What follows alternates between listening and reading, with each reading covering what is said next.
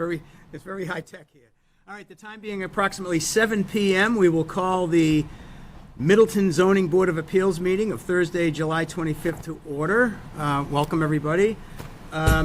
We have our approval of our May 23rd minutes.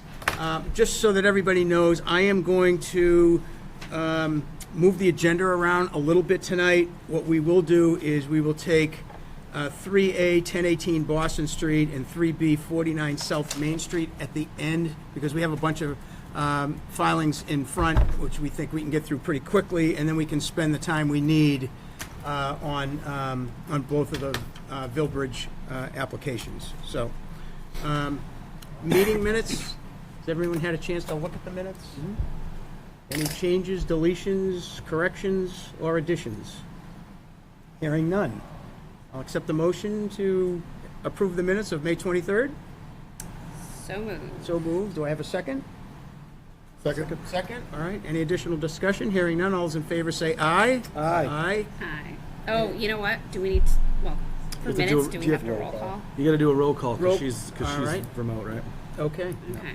Do a roll call vote. Mr. Renaud. Yes. Carolyn. Yes. Greg. Yes. And Cody. Yes. Yes. There we go. And the chair votes yes. So. Thank you. Are we not going to be able to hear her if she talks?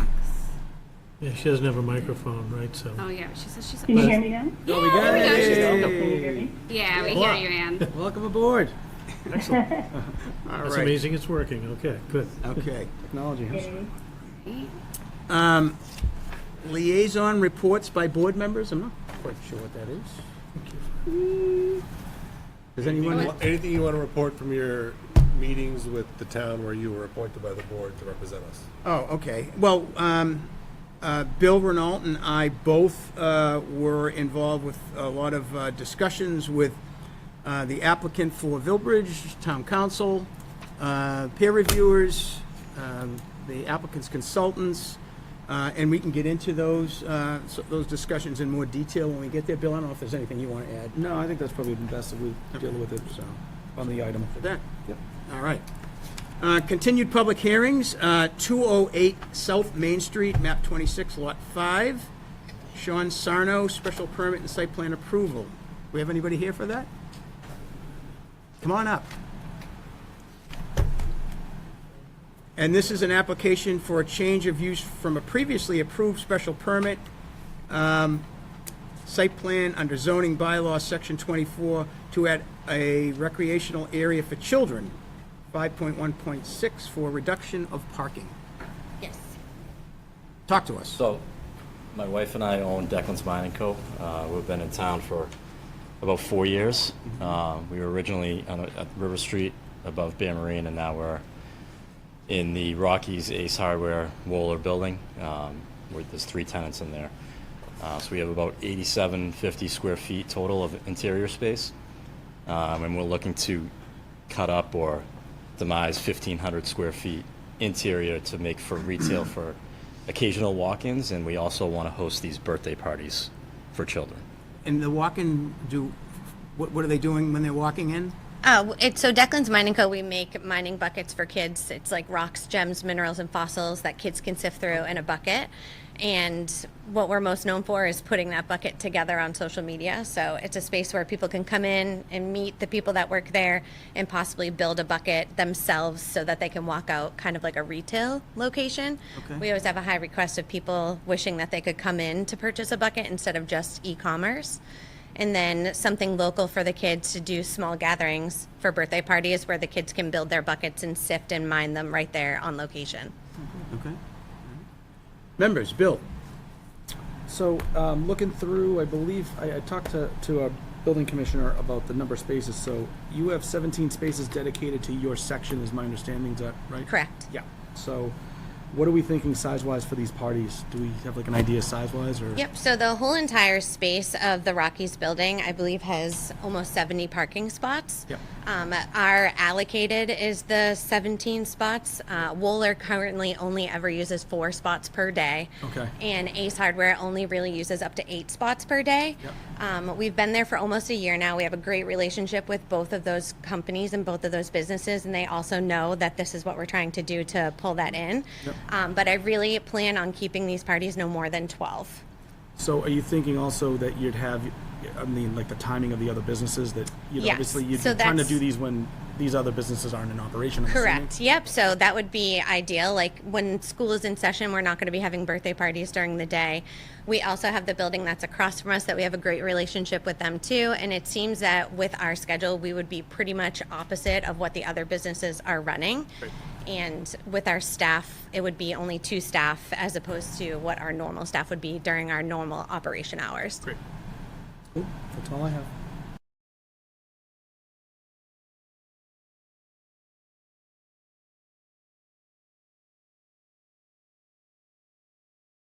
Any questions? No? Craig?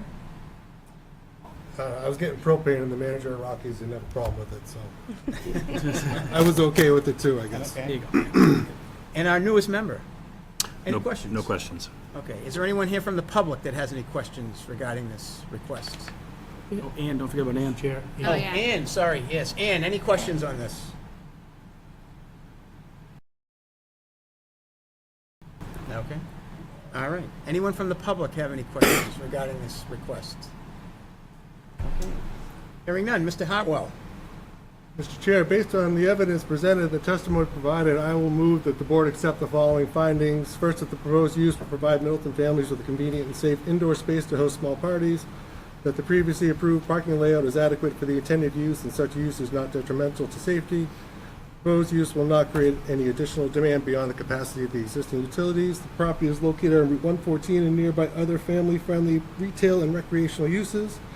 The proposed use will not create any adverse impacts on the natural environment. The proposed use will benefit the town through additional tax revenues and employment opportunities. Period. Motion made. Do I have a second? I'll second. Second. Any additional discussion? All those in favor say aye. Roll call. Roll call. Oh, sorry, roll call. So, Mr. Renault. Yes. Carolyn. Yes. Mr. Hartwell. Yes. Ms. Cody. Yes. Yes. And the chairman votes yes. Thank you. Based on those findings, the board's authority to grant such relief under section 9.4 of the bylaws, I move to issue the special permit for application number 1181, subject to the board's general conditions. Second. Motion made and seconded. Any additional discussion? Hearing none. Roll call. Mr. Renault. Yes. Carolyn. Yes. Mr. Hartwell. Yes. Ms. Cody. Yes. And and the chair votes yes as well. That's it. Mr. Chair. Thank you. Thank you so much. Thanks, guys. All right. Next up, 177 North Main Street, Building 600, number 6. Joe Walsh, special permit. This was an application to install 2 lifts in an automobile service facility, easy for me to say, under zoning bylaw, section C10. Do we have anybody here? Yes, sir. How you guys doing? John Walsh. I've currently resided at 600-2 out at the same property for 2 years now. We are looking to expand. So right now in 600-2 we sell wheels and tires for the automotive community, trucks, SUVs, and cars and accessories. The business over the last 2 years grew pretty successfully, and now we're looking to do the install of those same parts. So we got into building 177-606, and we're looking to add 2 automotive lifts to do all our installs. So I'm a little confused that this was a continued public hearing. Why did we continue? Because we weren't there. Because we all went Remember. there, remember? Yeah, I think When there you was a were- cancel on the last one. Yeah. Okay. All right. Oh, thank you, sir. Yeah. Mr. Renault, any questions? Yeah. None. Carolyn, questions? No. Mr. Hartwell, No, sir. our newest member, that's what I'm going by. No questions. No questions. Good hand.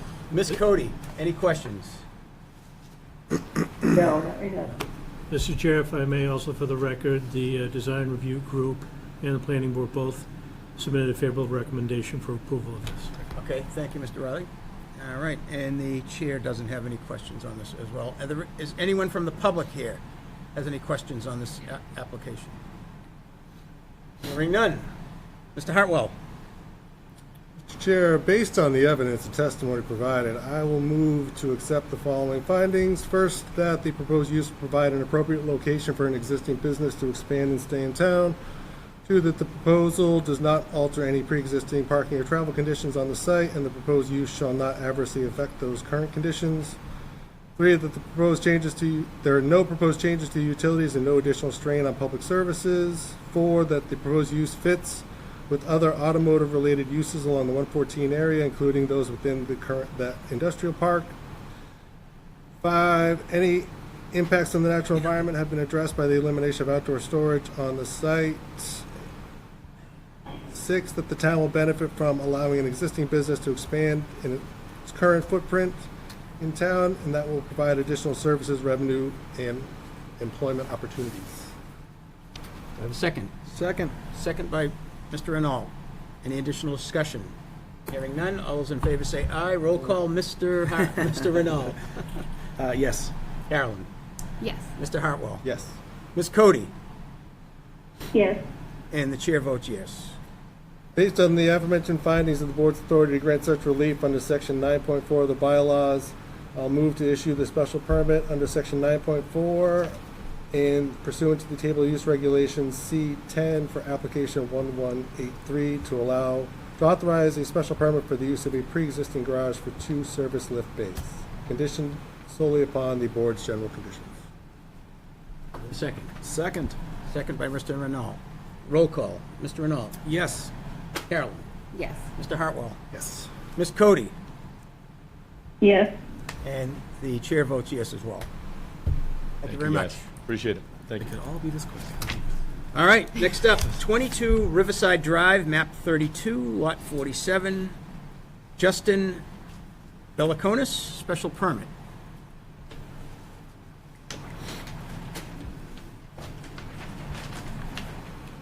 Good evening. My name is Greg Bernard. I'm here to represent the Beliconis family, 22 Riverview Drive. Mr. Beliconis is here. He grew up in the house next door. His mother still lives there, and he's moving back into town, and he's purchased a house at number 22. What he intends to do, or is asking a special permit to do, is to remove the existing house, which is a little too small for the growing family. It's a non-conforming lot, meaning it's the zoning district, I believe, is 40,000 square feet. The lot's only about 19,000 square feet, so it's a non-conforming lot. The existing dwelling is a non-conforming dwelling because it's only about 13 and a half feet to the lot line, where the setback requirements to the side lot lines are 30 feet.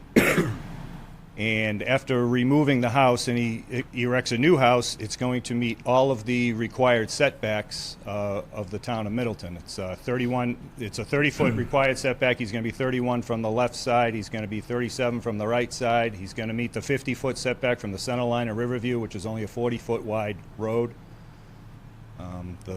The project has already gone in front of the Conservation Commission. They've issued an order of conditions. They're going to utilize the existing septic system. They'll have to tie into the existing tank. That went through a Title V inspection, I believe less than 2 years, and it passed. The Board of Health is aware of it. There's already a 3-bedroom deed restriction on the dwelling. The proposed house is 28 by 40 box with a breezeway connecting it to a 2-car garage. It's going to be a 2-story dwelling. Okay. It was brought to my attention just before the meeting that the plan submitted didn't have the surveyor's stamp on it. It had the wrong stamp on it, it had my stamp on it. That's not a problem. I think I probably gave it to Kristen at the Conservation Commission. If not, I can either get that stamp plan to the building department tomorrow or Monday. You are with, sir? Who are you with? I'm self-employed, but I'm Okay. associated with Engineering Land Services Surveying Company out of Byfield. Okay. All right. Members. Oh, before we get to members, why don't we go to any staff reports? Thank you, Mr. Chair. Through you, the board, both the design review group and the planning board reviewed this project, and they wholeheartedly recommended it. They thought this is a very good improvement to the neighborhood. Okay. Mr. Renault. Yeah, my only comment was just the missing, PLS stamp, obviously for a non-conforming lot. That's typically something we get. So, I don't know if we want to continue or if we want to condition. I'm indifferent on it. I mean, but it's, I already wrote the condition. all right, so if you wrote the condition, I'm in. Sounds good to me. Conditional approval, okay. Okay. Carolyn, any questions or comments? No? Craig? Nothing? All right. Ms. Cody, any questions or comments? No, looks pretty good. Thanks. Okay, and nothing from me. Is there anyone here from the public that would like to comment on this or ask a question? Hearing none. Mr. Hartwell? This one's a little bit simpler because it's under 3.3, so I will move that the board accept the following finding, that the proposed reconstruction of the nonconforming dwelling on the nonconforming lot will reduce the nonconformity to the lot area only and will not be a detriment to the surrounding neighborhood. Do I have a second? Second? Second by Mr. Renault. Roll call. Mr. Renault? Yes. Carolyn? Yes. Craig? Yes. Ms. Cody? Yes. And I vote yes. Based on those findings, the board's authority to grant such relief under section 3.3.7.3 of the bylaws, I move the court to, I move. Oh, here we go. to grant there, the Craig. special permit requested in application 1182 to allow the reconstruction after demolition of the previously existing non-conforming structure at 22 Riverview Drive, conditioned upon our general conditions and the specific condition that the applicant must submit a stamped plan by the Bureau of Land Survey, is that right? Professional land surveyor. Professional land surveyors. What he said, Yep, period. I like that. I'll second it. Okay. Just, all right, motion made and seconded. The only additional comment is that prior to the issuance of a permit? Prior to the issuance of a building permit. I'll still second it. Is that all right, Scott, for your requirements? Yeah, we require it anyways, but. So, we put that, it in the that way we're not doing it. Okay. All right, roll call. Mr. Renault? Yes. Carolyn? Yes. Craig? Yes. Ms. Cody? Yes. And the chair votes yes as well. Okay, thank you very much. Thank you. Thank you. Okay. All right, moving right along. New public hearings, 141, 143 Essex Street, A&F Realty Partners, special permit modification. We did get a request from the applicant to continue this application to our August meeting. Has this been opened? It hasn't been open. It hasn't been open. We gotta open the, So we need gotta to- open the public we need hearing. to open it. So I don't know if Ms. Cody actually has the legal notice. We need to read it. We can read it. Yeah. I just don't know where it is. My guy's not Now I'm working. trying to find it myself. There we go. I don't see it. Would you like to do it? I can do it if I can find it. Yeah. I don't see it in there. Could someone This read isn't it? DeBush. Could someone read it as soon as you find it? Isn't this North Mid? This, Oh, is this Essex? I'm sorry. Yeah. Jump back. What is it? Jump back. 141 to 143 Essex. I just don't Oh, see the. oh, I got The it. legal notice. Do the legal notice? I don't know. I'm just- Hold on, let me go back to the last, I bet it's in the last meeting. Go back to, Sometime was it? oh, yeah, Yeah. oh, yeah, oh, You jumping on it? I don't see the legal ad. It's okay.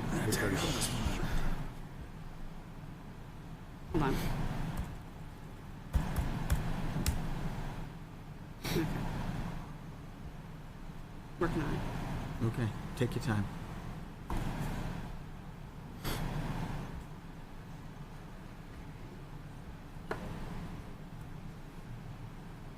How about those Red Sox?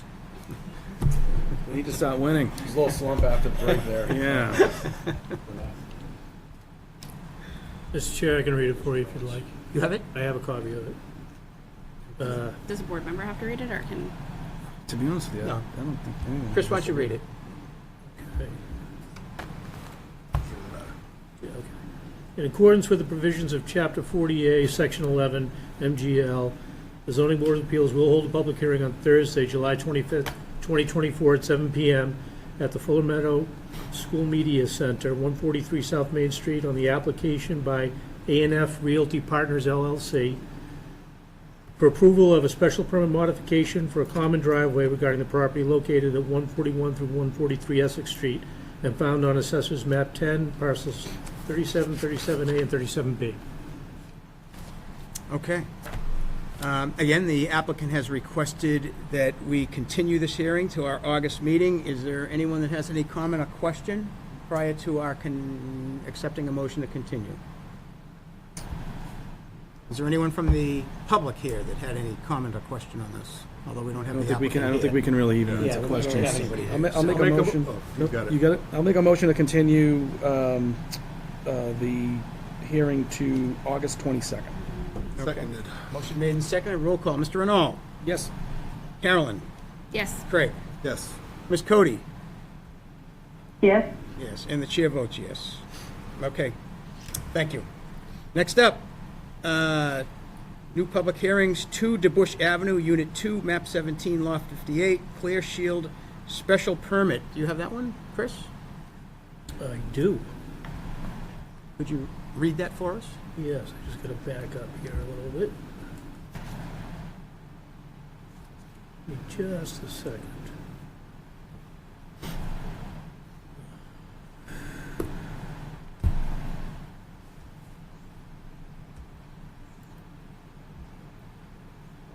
Okay. In accordance with the provisions of Chapter 40A, Section 11, MGL, the Zoning Board of Appeals will hold a public hearing on Thursday, July 25th, 2024 at 7 p.m. at the Fuller Meadows School Media Center, 143 South Main, on the application by Clear Shield for approval of a special permit for use regarding property located at 2 DeBush Ave, Unit B2, and found on Assessor's Map 17, Parcel 58. Thank you. Let me just clarify, it's Unit B3. He already occupies B2. Correct, yep. I looked that up. We had approved that back in December of 21. Yes. 2021. The application has B3 on it, so. It does, yeah. Yeah, so, you're up.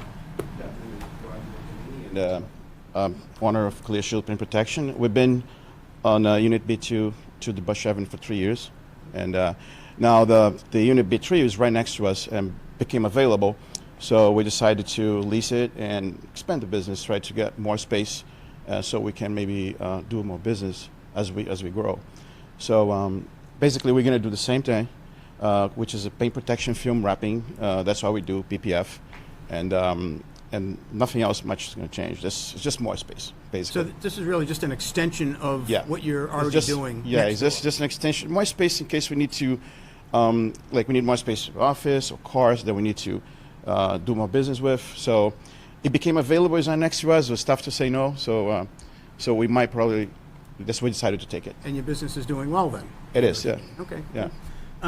Will you be providing access between the two buildings, within the buildings themselves? No, it didn't. Right next to each other. We're not going to do any cutting walls, nothing like that. Okay. We don't need to. So. Okay. Mr. Renault? No comments.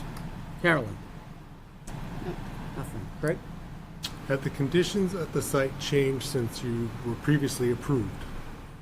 No. Good answer. Same thing. Yeah. Any questions? Nope. Okay. Dan? Ms. Cody, anything? No, not right now. Okay. Mr. Chair, for the record, the design, if I may. Yep. The design review group reviewed this and had a favorable recommendation. Planning board hasn't reviewed it yet, but I don't see any issues with that. Okay. And so whatever you needed for B2, in terms of parking and that sort of thing, are being provided for B3?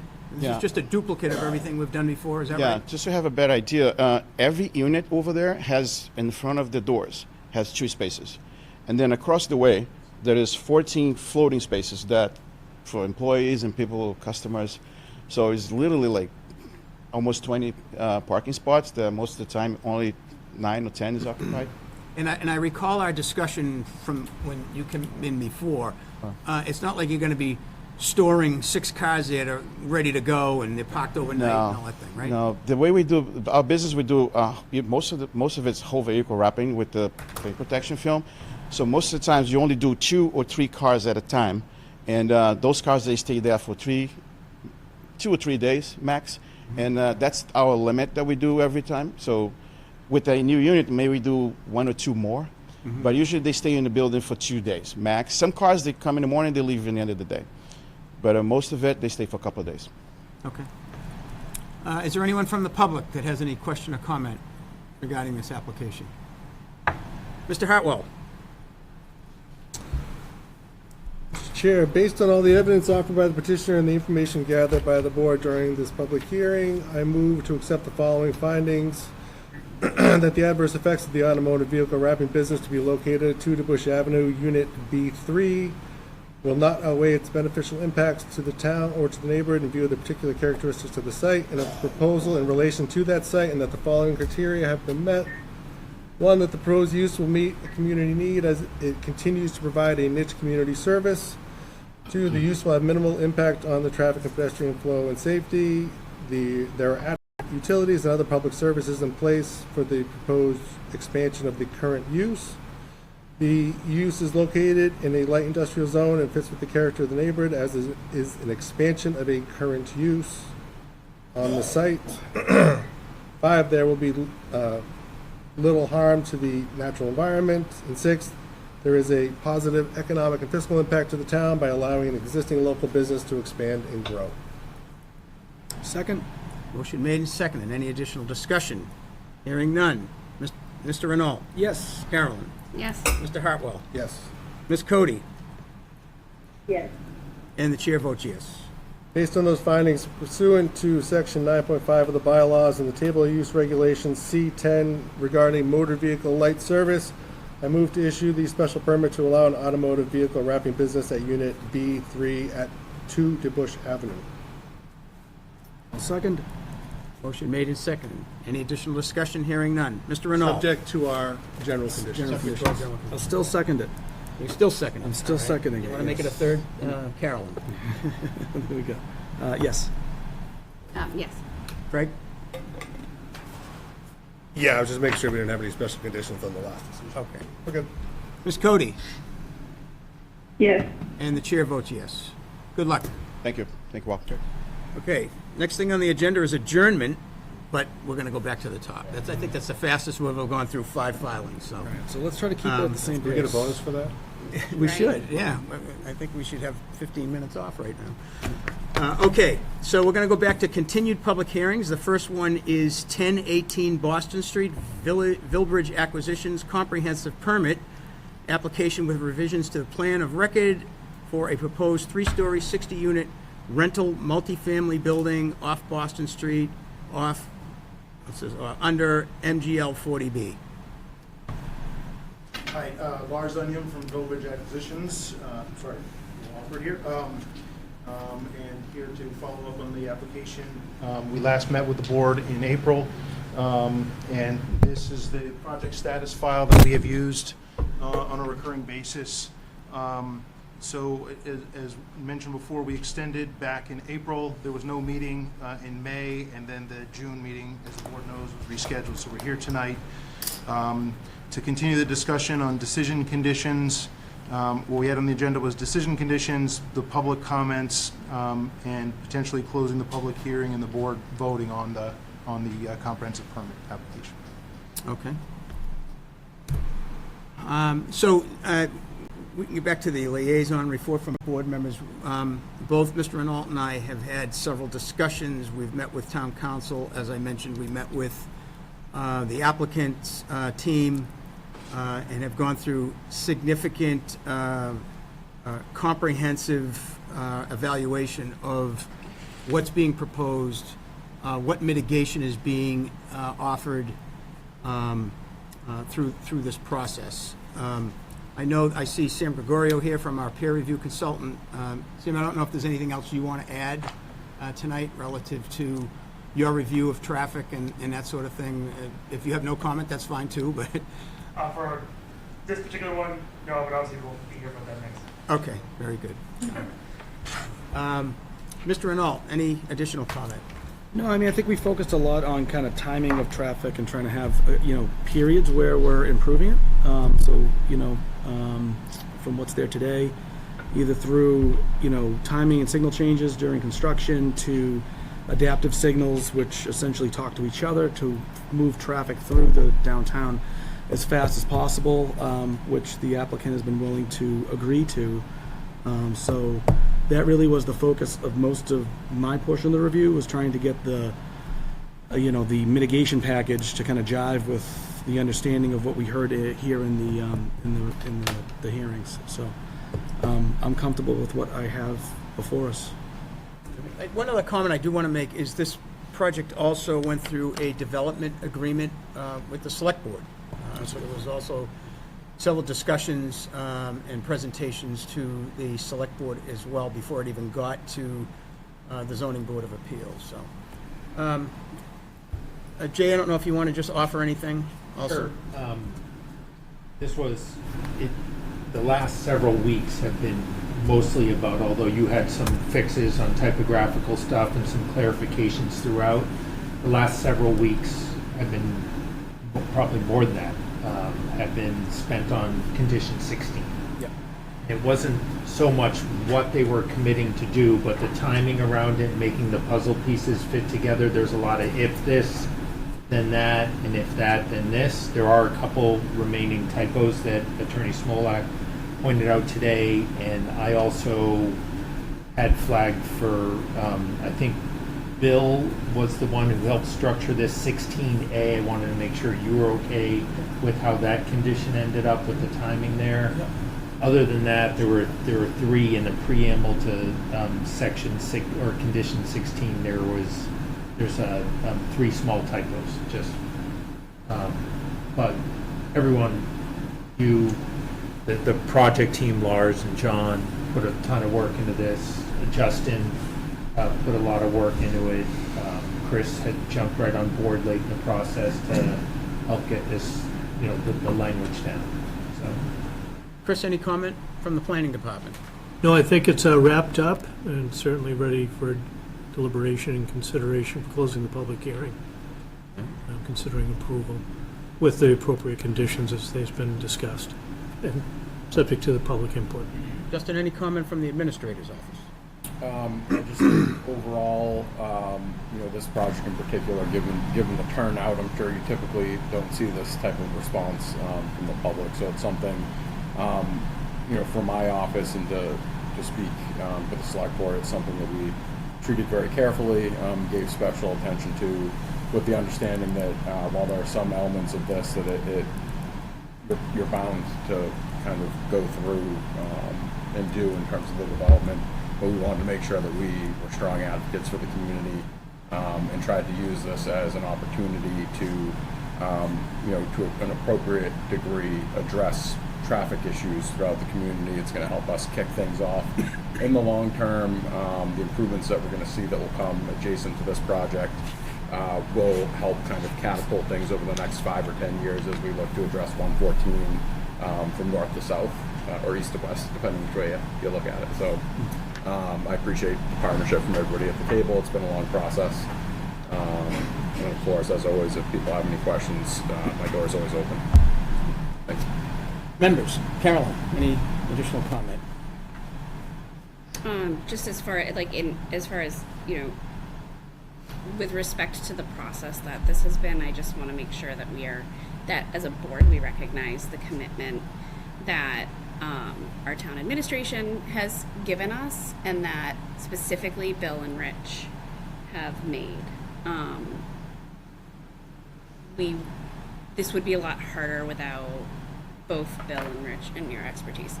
And I guess I can mention the lawyer too. We usually don't. Craig, any question or comment? Where are the dimensional waivers? So what we did, Craig, is something that I do more typically with projects rather than trying to list out all the dimensional waivers in a table, because dimensional waivers are things you can see just on the plans, and there's a provision. So what I asked John to do when he was drafting was, let's not have an endless table. My experience also is we miss one, and then we've got to come back and do an amendment. So I believe it is condition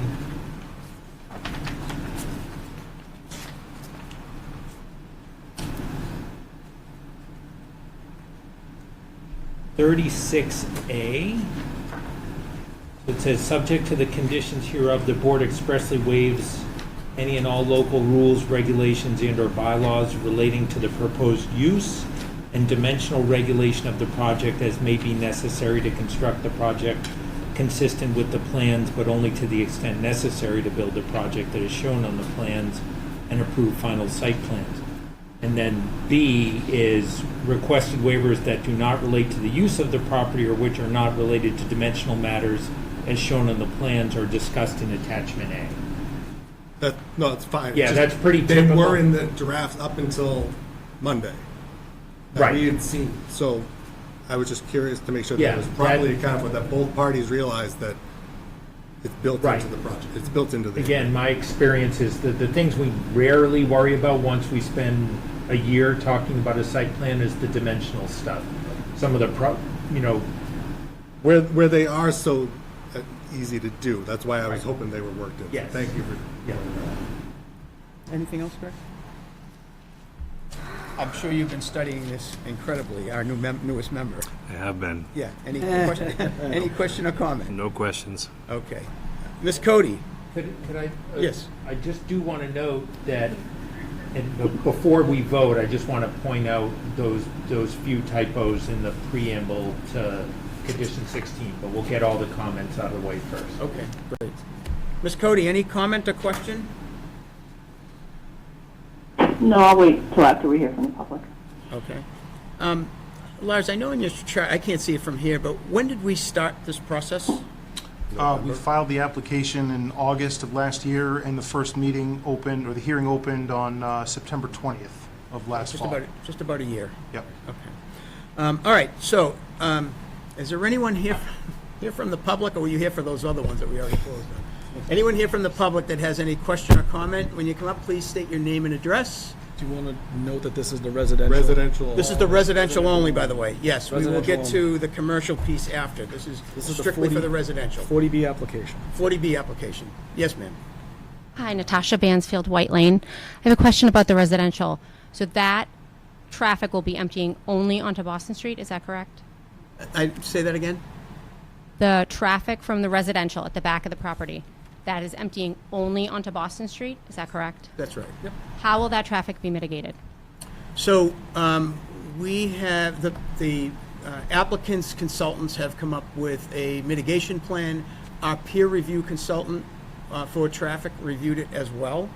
There's going to be timing changes to the signals at Boston Street. There's going to be additional right-of-way being provided as well to provide turn lanes for that reason. Our traffic consultant reviewed it as well. Our peer review consultant reviewed it as well, and the indication was that this will mitigate additional traffic at the location. One other thing I do want to mention too is part of the conditions when we were going through the conditions for the project and the decision was not just the traffic generated by the project, but also the traffic and traffic management during construction, because that's also something that we wanted to be mindful of. We want projects to be successful, and you've heard me say this before if you've been here, but those projects can't be successful on the backs of someone who's trying to get to work in the morning, and they can't because the road's tied up.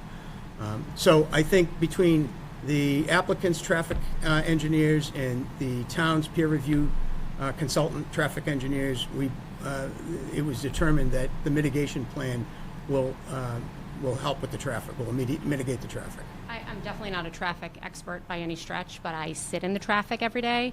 I live off of Boston Street, and the traffic at this point backs past St. Agnes. I don't even go that way anymore, honestly. I gave up like maybe a year ago. So I just go right and I go down River Street like everybody else. So I really feel bad for the people on River Street because now they're living on essentially a highway. And then I have to go back down 114. I can appreciate all the work, all the meetings. I get it. I'm on another board in our town. I get it. It's a lot of work.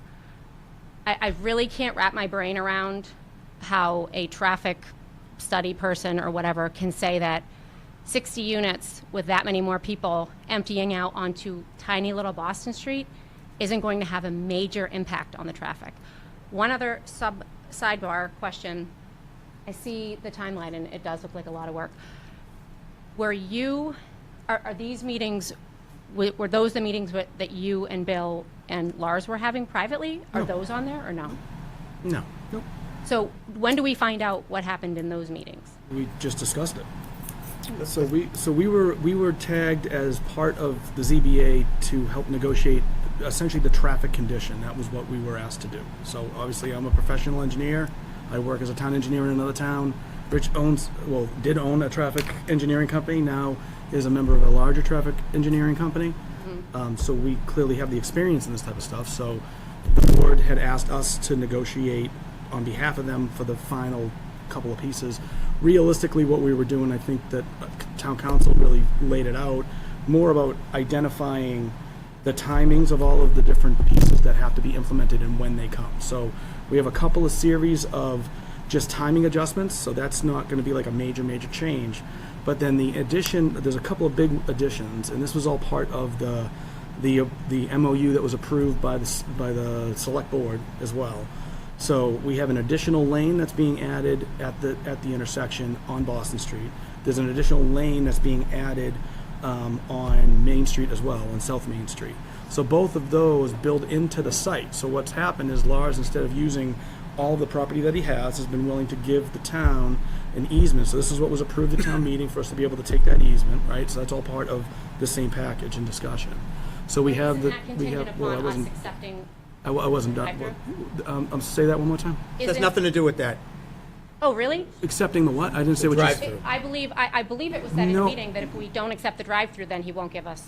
Yeah, that's going to be part of the. So we're in the residential development discussion. Okay, I'll come back. We have two separate. There's two separate tracks, basically permitting tracks. Got it. Okay, so besides giving us the two pieces of land to be able to add that, which was something that I brought up in the first meeting. He came in prior to all of this starting. He came in as basically a quick dialogue, and that was one of the things that I had asked. I said, I can't see any chance of this getting approved without these two lanes being added.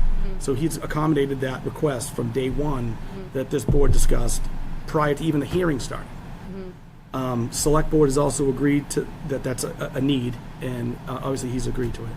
The second piece is the adaptive signal, and that's very important. So what it is essentially like a AI kind of, it's the best available technology that we have. So it looks at all the intersections downtown. So he's not just doing Boston Street, he's doing Maple Street, and he's doing, what's the next one? Central Street as well. So all of those signals will be basically talking to each other to move as much traffic through the downtown as physically possible. So it looks at each as efficiently as it can. So it looks at each queuing in every direction and figures out the timings to get the most amount of cars through the intersection. So that was one of the other things that Rich and I both brought up in the first meeting before he came in to us to even apply, is something that we want to see happen here because we know that that's going to provide an improvement.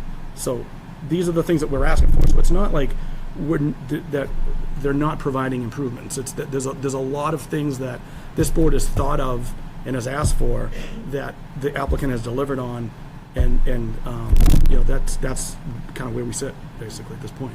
So the adaptive signal, regardless of the land swap and all of that stuff that we're talking about, the adaptive signal's in regardless.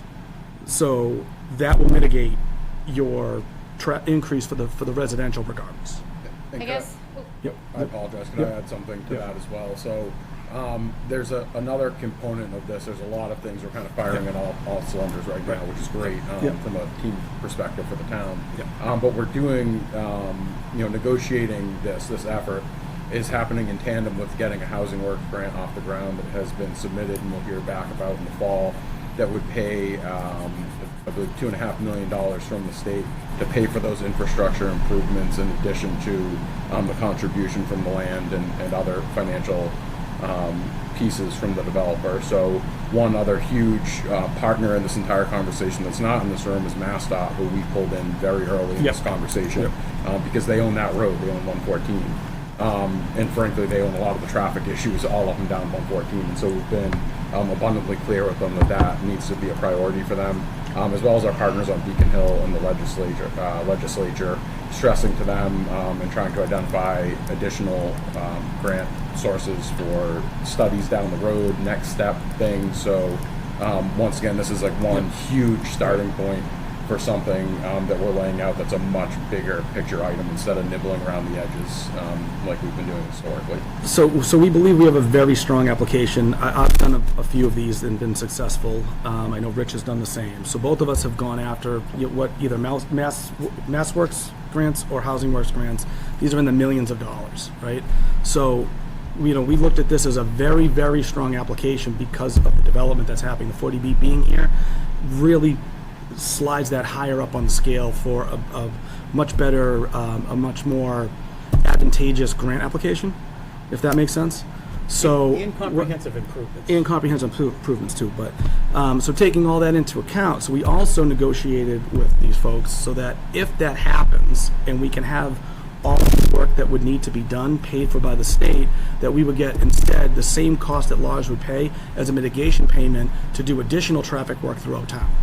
So that's what basically was the focus between Rich and I working, was to be able to do this. I do this a lot in Wakefield, and basically kind of brought that same idea here so that this is in a couple of $100,000, even more, of work that would have to happen that he'd be paying for regardless. But if we can get the state to pay for it, then we'll get a check that will allow us to do even more traffic improvements throughout town. So we're trying to leverage everything we can to get traffic improvements through the development. Okay, I have other comments, but they're related to the commercial, so I'll be back. Thank you. Thank you. Anyone else? Yes, ma'am. Name and address. Hi, I'm Lois Afro. I live on Ravel Lane. I think I just heard that as part of the mitigation, Yeah, you Yeah. probably Yeah, should you come probably up. want to come up to the mic. So my folks, teacher voice isn't loud enough. So our I'm folks at sorry. home. it's folks at home can hear you. Yeah.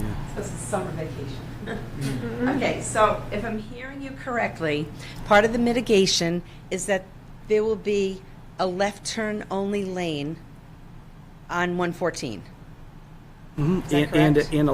Into the parcel, and then also a left turn lane Okay, so to go on to coming out Boston of Street. Blue Haven, my only option will be to turn left. If I want to go west on 114, my only option will be to turn left and go into a left turn only lane.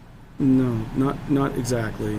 Yeah, so that's a little bit further up in the property. So it would be more of one of the the kind of road diet middle lane that we have further down on South Main Street. So I have to make a left You'd into still be that. able to get into the through lane coming out of Blue Haven. You're not going to be. I think your question is, you'd be stuck in a left turn lane. Right. No. No, it's not. You feel pretty confident about that. Yeah. I mean, it's basically the same I'm using. So I live on Park, further down on South Main, across from Richardson's. I know what Park is. Yeah. So it's the same as I'm driving across as that middle lane. I got to go across that middle lane. But there is that middle lane. Yeah, I got to go across it, or I use it to But edge out and then in get that in. part of Blue Haven, there is no middle lane. In that part of But Blue the Haven. left turn lane is not going to. It's not going to be. You tell me it doesn't start immediately. Yeah, it doesn't start right at Rowell. It But starts if I further up make into a the left property. turn out of Rowell, how much space am I going to have to get out of that left turn only lane if all I want to do is go west? If Again, you it's look not- behind you, it's the same Oh, exact as it is okay. now. Yeah. Let me get my bearings. Yes. Why don't you do that, Lars? I just may describe one thing. Please. Showing the combination of the whole project as a rendered plan and what we've not shown ever before because we had not had the development agreement signed with the select board. You'll see this shows the conceptual plan of the road widening. So relative to what you were asking about, coming out of Rowell Lane, the southbound side, as it does now, merges into a single lane. And then you will have a left turn lane out into the sheltered lane, and then there's where the road widens out to 2 lanes heading northbound. So there's a total of 5 lanes now heading in the or north of your entrance. But here is one southbound lane and a protected lane. I'm sorry, I'm blocking view. And then the 2 northbound lanes start to become 2 lanes just beyond Rowell Lane. So I may need to come to a complete stop if I can't move over. It's large. I think that you'd be making modifications to that plan, and MassDOT will require it too. So you're not going to have that whole run's not going to be a left-hand turn lane. You're going to have a break in between where it'll be that center, kind of what we have further down on South Main Street. It'll be that type of the left-right turn lane that we have. You see them, the rest of the way. Like we're like by me. It's the same idea. So you'd be able to pull into that lane and then get into the. Center That's, turn that's lane. how I do it. It's to a center, get, it's a center turn lane. otherwise, I wouldn't be able to get out on my street. No, So, I, yeah, I'm- yeah. okay, then the rest of my questions will wait until we talk about the retail part. Okay. All right. Any other questions on the, yes, sir? Fred Feldman, Rowell Lane. Just a clarification, the only two modifications to the residential were the two from April to now, because I heard there was a lot of, adjustments, were the two that the attorney described, am I correct? Just so the public is aware. We haven't had any meetings since that. No, that's what I'm saying. We haven't That's had what I'm any- saying. right. You had just said, The that we should be aware decision of. itself has gone through a lot of drafting. Yeah. But in terms of substantive discussion, the Right. discussion has the modifications I have are just typos we picked up over the last week or so. The modifications that Bill and Rich and myself and Lars and John and the folks at Hancock and Justin have been talking about are all these timing things around the mitigation package that you're seeing there. Now, I know you've been at a lot of these Yeah. meetings, so you've seen what a lot of this mitigation is. It's really just when it happens, and if we get this grant, then this happens. So it's really just moving it, arranging how it works. There's been no significant difference in the mitigation package that you've seen evolve since you've been coming to these. So through the chair, so for clarification, there really has been no change in any of the plans or anything that's happening? No. It's just timing and sequential type Sequential during The only construction. change in the plans was the landscape. Because it hasn't nothing has really happened The since only April. change in the plans was the landscape, because I believe that has been submitted since the last actual meeting. Well, we had that before. We had a plan that showed that before. That was at the last meeting. That we reference in the decision. Yeah. But the Yeah, project it is. hasn't changed. Right, but I'm just saying, I don't think it had been presented to this board, though. So But that, I think that No, might just be the we commercial. had it, no, we had it at the last meeting, definitely. I know, I'm thinking the commercial. I apologize. Yeah. The commercial, they updated the commercial plans like Right. 2 weeks ago. So nothing that we should be aware of in the That's residential. why we need to vote on this, so we can So, get focused on what we're doing. and so to your question, Yeah. We're talking about the the discussions have been really around the mitigation package. Yeah. Not changes to the plan, none of that. There's been no changes to that. It's a question of what is the town expecting for mitigations, particularly relative to traffic? Okay, so Because that's the big thing. that was my question. That's the big thing. And incidentally, we all live in Middleton too. Right. I live off of River Street, Yeah. so, I always used to say, unless you have an hour to kill, you can't get from River Street to Town Center on a Friday afternoon. We're very much cognizant of the traffic issues Yes, I understand. as well, so. Anybody else? This young lady over here, no, come on up. Thank you for the opportunity to speak. I have a few questions. Name and address? Rachel Nemeth, 29 North Main Street. Okay. Right in the middle of it all. All right. Welcome. Thank you. A couple questions came up, and then I came with some as well. Is it true that you are using Chapter 90 for the traffic at all Nope. in No. funding? Oh, you're not using that. Okay, that's not part of it. Nope. A lot of the questions and discussion has been about Excuse me for 1 second. about traffic. Everyone know what Chapter 90 is? So that's state aid money for, from Mass DOT for road improvements and things of that nature. So every city and town gets an appropriation of Chapter 90 money every year. It's a $200 million program. The reason I know that, and Bill knows that, is because we deal with it every day, and we've been groping for a $300 million program over the last several years. But anyway, I figured I'd just clarify that.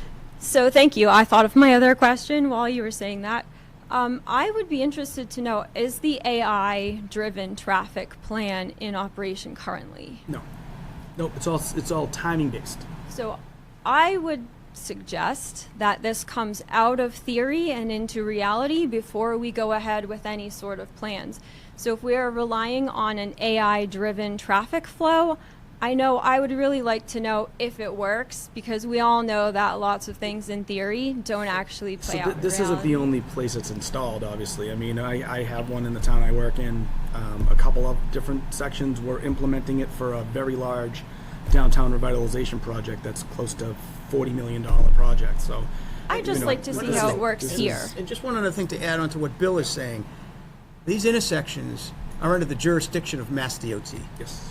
And so, at the end of the day, they have to approve this as well. Adaptive signal control system, I know we're using the term AI, but adaptive signal control systems are used widely, not just in Massachusetts. All over the country. But all over the country. Yeah. Federal Highway approves them, state DOTs approve them, and they're used in complex locations where you have multiple intersections, right? And and you're trying to improve efficiency. You probably go through several intersections in your daily life that have adaptive signal control. You don't even know it. I was hoping that we could get some in the center because they don't seem to be adaptive to me. They're going to. They're definitely That's not. the point. So that's why you see So a lot of it. my point isn't any of the technical theory. It's just I think it would be a great idea if we saw how it worked and if it cleared up our current traffic before we think about approving something. So I understand that the state is involved with that. And I could be incorrect, but I think our zoning board's main consideration today is this good for Middleton? So I understand that state may be able to override a decision here today, and I'm not talking about that. But I'm asking you as our zoning board of appeals to, I'm going to read this if that's all right so I don't forget it. The promise of a flow of money into the town from various sources, even if realized, is not a sufficient good because the Village Bridge plans directly harm and disenfranchise my fellow residents here in Middleton and me and you. The most obvious example is our water resources, maybe not even the traffic, just our water. Because the draw on our water supply is already stretched beyond its sustainable capacity, any new demands on it come at direct cost to us as they directly reduce our water rations. This very moment, in fact, we are under the second highest level water ban, which is level 5. The only higher level is level 6, and at that level there is no outdoor watering allowed at all. So those of us who have gardens will have to watch them die. We will no longer even be able to hand water them. The water resources that Villa Bridge will take is taken from us. It is our health and our safety that is affected. It is our lifespans that will be shortened because of the pollutants and everything, that more traffic and chemicals and things that will be brought in. Other residents and I have submitted many letters over the past couple of years, some including sources and documentation for these items that I've mentioned about shortened lives, etc. And they are available for your reference in our town's public records. And so I'm asking you, everything is great on paper. Sometimes we look at plans, we look at things. These are the faces of the people who will pay. They are not theoretical. These are our lives. You are our zoning board. And I ask you, please, each of you, do what you can to protect your people. You have the right under 40B to do that, and I'm asking you, please, vote no. Okay, thank you.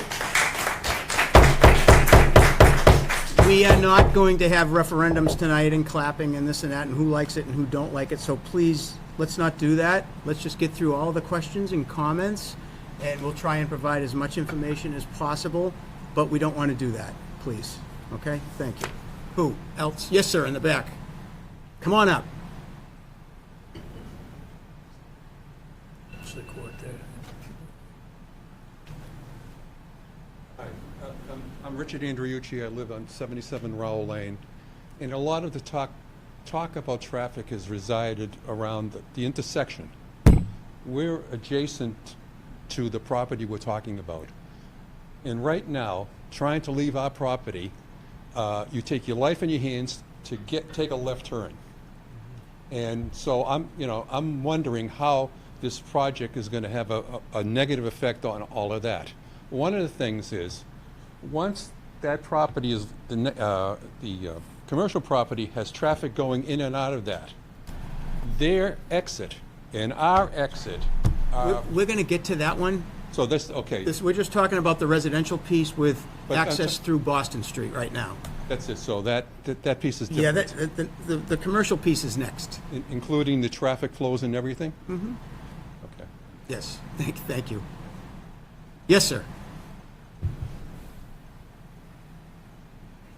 Hi, Nick Halides, 38 Rowell Lane. First thing I'll say is I don't envy you folks. We've been at this for a long time. You probably recognize my face. I've been here before. Let's review the history. This fellow was going to put in how many 100 units there? 60. Yeah. Originally 200. So we're down to 60 now. You guys are trying to make the best of the situation. The chairman says this is state law. We have to do it. You know, the town has been faced with this before. You know, look at the inclusionary zoning for the MBTA that just got voted down in town meeting. So, you know, the issue is the town is not for this. The selectmen voted against this project, and you guys are trying to make it work. I appreciate your positive comments about what the traffic's going to do, but the traffic is already horrendous, and your justification of this project is that the benefits are going to outweigh the detriments. The detriments here are huge, and I don't think that we fully understand how bad it's going to be. So, you know, I urge you to say no, and just say no. Nancy Reagan said it, just say no. Thank you. Anyone else? Do you want to comment on that at all? Yeah, I mean, so first of all, the property is zoned such that there are as of rights uses that would be a much higher impact from a traffic perspective than the residential piece. Now, we say 60 units, and I think when people think of 60 units, they get concerned. But from a traffic standpoint, that doesn't mean all 60 units are leaving the property at the same time, for example. That'd be one thing. The other thing is, and I think that there was a question earlier about, well, you know, how do you look at this? You know, how do you know? There's a lot of data, and the traffic consultants use the ITE trip generation manual, which has anything from a convenience store to a residential use to a shopping center to a gas station, all of those things with a lot of data over thousands and thousands of studies to determine what impact or what trip generation will happen from a particular use. So we have to rely on, and we can go back and forth about things, but at some point we have to rely on the data that's presented. And we have a lot of applicants and applications before us, and we have to rely on the judgment of the applicants' consultants, our peer review consultants, and then even relative to the questions about water. There's a lot of regulatory agencies beyond this board that are weighing in on projects, including this project. I mean, if the town of Danvers had a problem with this, they'd be saying, hey, you know what, we don't have enough water, and we're going to have to figure something out. So we, as a board, also have to rely on the other regulatory agencies that are looking at this. Mass DOT being a big one. And you heard earlier that a lot of the issues on 114, the town has been adamant about talking with DOT about how are you going to start mitigating some of these problems on Route 114. You can see what they're doing down around Market Basket. They're putting in sidewalks. There's new traffic signals at River Street. So we're making strides towards this. I've been doing this a long time. You know, at one point, well, why can't we put a wall up around, keep other people who are just passing through Middleton, keep them out? Because one might argue a lot of the traffic on 114 could be people coming from Route 1 and they're going to North Andover. They don't even live in Middleton. But we still have to deal with that. We still have to try and mitigate it in some way. So, Bill, I don't know if you want to add anything. Yeah, I mean, part of this is that we're just so much below our affordable housing index that we're mandated to have. I mean, we're not close. So that's, you know, we as a community, prior to me being here, prior to probably most of you folks, just judging, well, maybe not everybody, but judging by most of folks, that there's a lot of decisions that happen along the way where we could have mitigated this with strategic development that did not happen. So this big project gets thrown in the ZBA's lap to make decisions on. You know, when we said that the select board did not vote to approve this, that's not accurate. I mean, we have an MOU that's signed with the developer for both the development. It talks about the residential development, and it talks about the commercial component. You know, I think, you know, Jay, one of the first meetings we had, you gave a little spiel about talking about the 40B process. And, you know, I see a ton of new faces here, And I think that may be kind of, if you don't mind giving like a quick little overview, not a full one. I think you maybe did a minute or two, maybe 5. Just because one of the things I thought that you highlighted was kind of what, if we were to vote no today, what that success rate would look like. And that was a big piece that you brought up in that one of those first meetings. Well, so I'll get to the conclusion there. So 40B is a statute that is designed to promote affordable housing. It's from 1969. It's gone through a bit of an evolution over the years. And the primary benefit for developers of 40B is it switches the burden of proof, more or less. So whereas the burden of proof is on a developer under normal and conventional zoning, and the board has more or less impunity to say no. If a board wants to say no to a 40B project, it has a significant burden ahead of it. That's oversimplifying it. There's a lot more to that. The other thing about 40B is a developer can request waivers of any local bylaw. And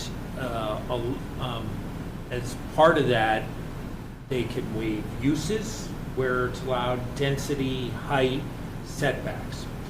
When 40B works well, in towns don't like, I've been representing towns under 40B projects for over 25 years, and towns don't like 40B. I've never seen a town jump up for joy under 40B, including the select board and the boards here. We know it's a reality, and that we have to live with it. When 40B works well, you have a developer who will work with you. Yes, they need a few waivers from zoning to make it go, but they will work with you to mitigate their impacts. In my view, the way this has unfolded with Lars's team is that they have offered to give a lot back to the town, and they don't have to. If they came in and said, we want these 60 units and we're not giving you much of anything, they might have a fight on their hands, but ultimately, at the end of the day, they'd probably get what they want. Similarly, if after all this negotiation happened, we said no, as Bill said, and then they took it to the next level, which is a very developer-friendly forum at the state called the Housing Appeals Committee, they would, and there's about a 95% chance, get exactly what they applied for, and we'd lose all the conditions we've been negotiating for the better part of a year. Right. And that's reality. Now, the benefit for the team is that they get a shovel on the ground and they have a good relationship moving forward with the town. Benefit for us is we get some affordable housing and all this great mitigation. I was just going to say, so like, you know, and when I talked about some of these previous decisions with the town, when I worked, you know, in Concord, we had a very large 40B, like I want to say it was 300 to 400 units that was on the town line in a remote location where we actually went to the developers, the owners of the land, and negotiated all of this to make this happen so it didn't happen downtown for us, right? We didn't do that here. So unfortunately, this board gets stuck with all of those previous decisions. And, you know, I mean, originally Lars came in with 200 units. That would have put us up to our number of what we need to hit our 10%. You know, there's still possibilities in the future of other ones that are going to come to us that put us in the exact same situation, and we may not have a developer that wants to actually work with us. So I think we just got to kind of understand what, you know, the position that we're in. I think Jay explained it to everybody. You know, and it's not great. Don't think that we all are chomping at the bit here to approve this type of project. We don't want to, but you know, we get to a point where the hands get tied, and you know, looking at the overall piece, where if you're going to lose all that mitigation, does it really make sense for this board to vote no? That's an issue. And I would like to add one other thing to what Bill is saying, and to the point that Jay made, where we have a developer who's willing to work with the town. You can see all of those segments of this process. I mean, we've looked at site design. We've looked at architectural renderings of what the building will look like. The board came back with comments. It was a public meeting. Everybody had an opportunity to opine on all of these things. We lowered height of the building. The heights of the building, how they looked, what the color was going to be, all of that stuff. And the developer has been willing to work with us to get the best project for the town. Obviously, he's looking out for his interest as well, which is okay. But we have been in a position where we've been able to negotiate certain things. So at the end of the day, we believe it's the best project that we can get. And again, notwithstanding that the as-of-right use of that property could be something that nobody's going to want. So I think that there's been a lot of work to get to where we are. And look at, whenever the projects happen like this, I do a lot of municipal work, road reconstruction projects and stuff. We always get folks to say, hey, we want you to fix it, but don't change anything. That doesn't happen. In a case like this, we're trying to get to what's best for the town, given the circumstances as Jay has laid out. So, you want to go ahead? If I could just add a couple things to that as well, or one thing in particular, I want to talk about money. Because I hear that come up a lot. I've seen it on social media. They're just doing it for the money. They're rolling over because they're getting money. The town just wants money, so on and so forth. And what I want to stress and underline 3 times about what the folks around me just said, this project under 40B is coming to you whether you like it or not. And when I got to town in July, I had met with many of the folks on this team, as well as the select board. And the determination was, well, here's where we are right now. What can we do to get everything out of this we possibly can for the people of Middleton? And I want to make that abundantly clear. It's not that the developer is coming in and putting down a bag of money and we're rolling over and saying, all right, fine. He's coming. Hello, Lars. Good to see you. And a lot of those conversations that we had have really circled around, well, what's the greatest good that we can get for Middleton? What's the largest benefit that we can get for Middleton? Within reason, fully recognizing that Lars really owes us nothing at the end of the day by law. So I think the work that this team did, the work that this board has done, not only monetary, and we're talking within the 6 figures to help address some of the traffic issues directly adjacent to this site and slightly beyond it, but beyond the financial contribution, the willingness to not just drop a 60-unit box in the middle of your relatively quaint agricultural town, but to actually go back to the drawing board, change the roof line, change the materials, put in historic street lamps. At one point was a request that Lars went ahead and just did. So I don't want folks to sit there and say like, oh man, they're not fighting for us. I assure you, like, we're out here scrapping. And we're trying to get every damn thing we can get for you. Thank you. Thank you, Justin. I'll come back to you, but I'd like to go to some folks that haven't spoke yet.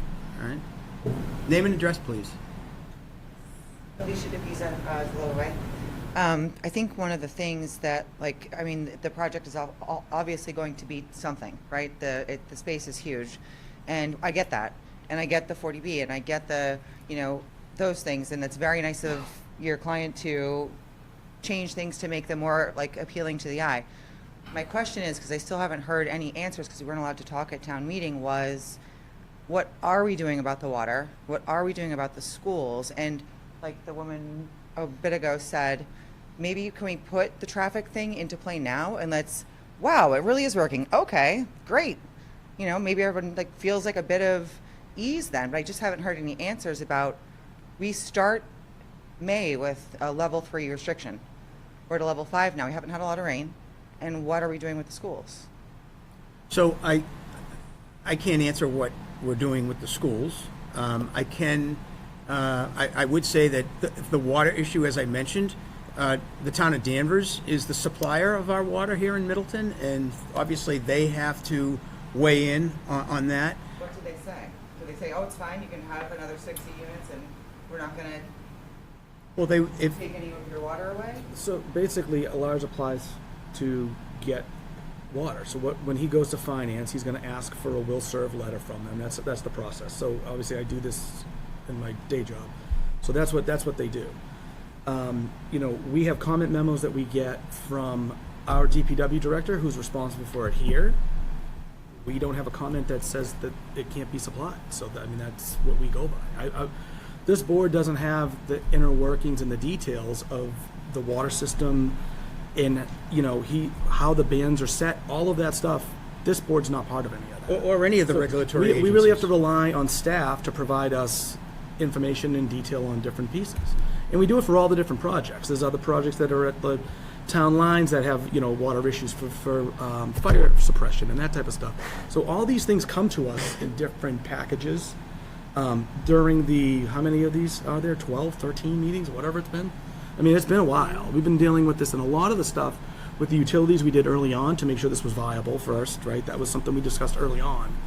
So, if we don't have comments that say anything to the contrary, it's not really the ZBA's position. We look at it from the zoning component, right? I mean, that's really what we're supposed to look at. I want to address one other thing, too, that you mentioned about the adaptive system. So until the adaptive system goes in, within the conditions, there'll be several timing adjustment sessions with the signals. So right out of upon the expiration of the appeal period, I believe. that they'll be going out into the traffic control cabinets and doing timing adjustments even before the adaptive system goes in. That's part of their mitigation package. So, because I know you just mentioned, well, when are they going to do this other part? Maybe can we do it now? The whole shebang, though, basically it's part of, we timed it for occupancy to make sure that before they get occupancy, they have to have this stuff up and running. So you'll see it by then. It also dovetails with that grant. So depending on the timing of the grant. So if the town gets the grant right away, we can implement right off the bat. So we have the money. We'd have more than enough. We could implement it right away and prior to the project even starting construction, if all of that works before the end of the calendar year. Which grant were you talking about? This is the Housing Works. Housing Works grant. So it's a $2.5 million grant that the town applied for with our peer review consultant, who's actually acting as our lead for that basically project, essentially. So they would take the lead on design. They would do the design work. They would do the, then it would be bid. We would have all that work done and completed essentially as a town project. Mass DOT oversees and tells us, yep, we like your scope. We're good with it. So we have a general idea of what that would require, to get that approval. There's certain things that need to be incorporated. We have a pretty good handle on that. That's where the application and the numbers came from, as to what would be done. Then the town has a future phase, and unless you want to talk about that, you want me to keep going? The TIP project down the road. So down the road, the town will go through what's called the transportation improvement programs. This is like the state funding hierarchy. This is how all the Fed money comes into the state, and then the Massachusetts Planning Organization distributes the monies down to all the different communities. So we can apply for funding through the feds, which I know the town administrator has in his queue, and he's been planning to do that as a future phase 2. So there's many steps that are being undertaken, and I can tell you none of these steps were being taken 5 years ago, and they just weren't happening. So the new administration has made a considered effort to change that stuff, which is great. I mean, I think it's terrific. Bill, I'll get back to you. Is there anyone else who hasn't had a question or comment yet? Yes, ma'am.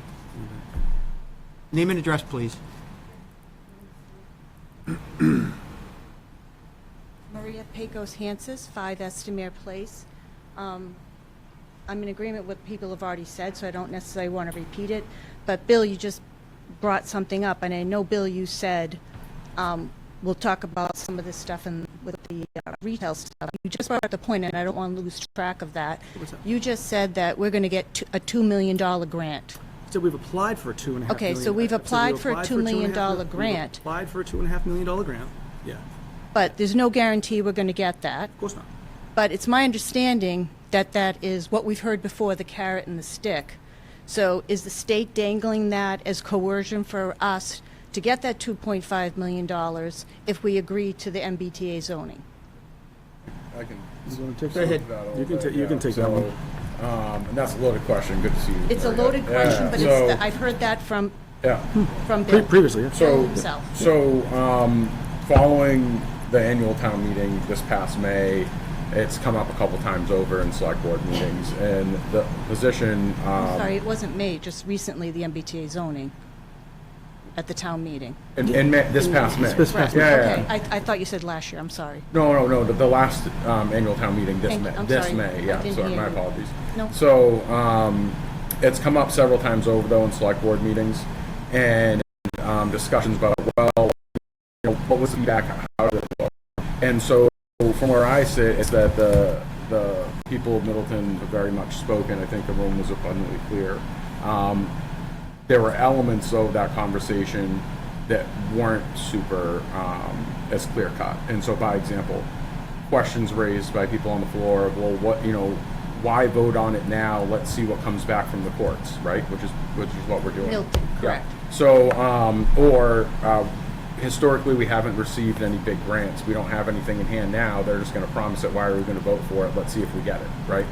And so those kind of outlying factors that are outside of our control, we're kind of in a spot right now where we're in a holding pattern. So in my eyes, like, we heard loud and clear, if circumstances change, let people talk about it and see what it is. Are you saying, Justin, from what I heard from Bill directly to me, is that if we bring this up again, the MBTA zoning, as a citizen's petition, the carrot will be, hey, guys, say yes now before the end of December, and we'll give you that 2.5 million. No. So I see, absolutely not. So, excellent question, though, and let me provide I'm sorry, some because clarification. that wasn't very fair for her to do Sure. that. So we'll hear back about that. We'll hear back about that grant in the fall. So there But is. will it be tied to saying? We don't know. Yes. I don't think you can answer that question, to We be don't honest have with you. we don't have control over that element. Yeah. Is what I'm trying to say. So Over we're what doing element, is Justin? we have like a bunch of intangibles floating around us, and we're doing the best that we can to respond to those as they arise. So like, I have no say over how quickly the courts come to a determination. We've heard rumors, like maybe October, but there's no guarantee there. And it could be a whole bunch of nothing that comes back. It could come back and say, hey, it's not December 31st, 2024 anymore, it's 2025, and give people a year. I've heard so many different scenarios that might play out. So right now, we're kind of not committing in one direction or another. We're waiting to see how things play out. But you're tying this whole thing that you're talking about, the easement that Lars is generously giving, 12 feet on Boston Street, 24 feet on 114, which will do nothing for traffic, and this, sorry, Bill, I know nothing about these magic boxes. That work is not tied to the grant. As a matter of fact. I'm sorry, what work, I'm sorry? The work that you're talking about. The easement. The easements, the widenings, that sort of stuff is not necessarily tied to the grant. If the grant happens, the grant will pay for certain work, and the applicant will provide a cash contribution. If that doesn't happen, he's going to put in the adaptive system, for example.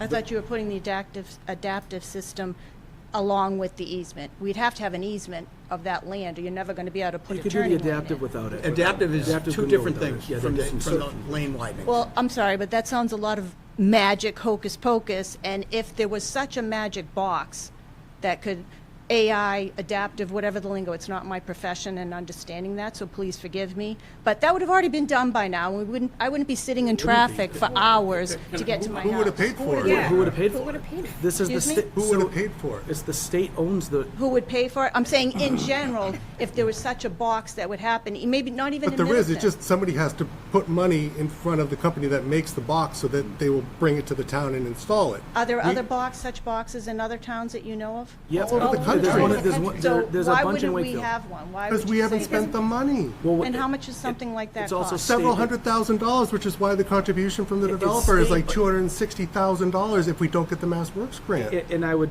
piggyback on that. It's actually a state-owned area in roadway. Well, right, I understand So that. they're looking at all of the intersections around the whole entire state, and Middleton hasn't come up for whatever reason. I why don't they, know, has that ever been They're fixing the brought? one. They're doing the ones further down. They're doing the ones in front of Market Basket right now. Why that was prioritized over the ones downtown, I don't think anyone here has any idea. I have a real-world, real-time example that I think is Okay. going to help too. Thank you. You're welcome. So, And I respect, as the man said before, so I wasn't going to repeat all that. It's frustrating, I'm I on get it. 3 boards myself, as you know, Yeah. along on one with Bill, so don't apologize. I have a passion for it, no question, I'm being on feeling it. boards. So I'm glad, basically, so Justin. if you're driving towards the intersection of 114 and 62, and you have Memorial Hall on your right, one thing the select board talked about maybe 6 months ago or so was reaching out to MassDOT and seeing if they could put a dedicated left arrow because people tend to, one car can blow the whole thing up and now you're down to half capacity. Correct. So I started the process on that with them 6 months ago. I followed up with MassDOT every 2 weeks for the past 6 months, and they just got out to inspect the existing signal arm to make sure it can carry a left turn arrow.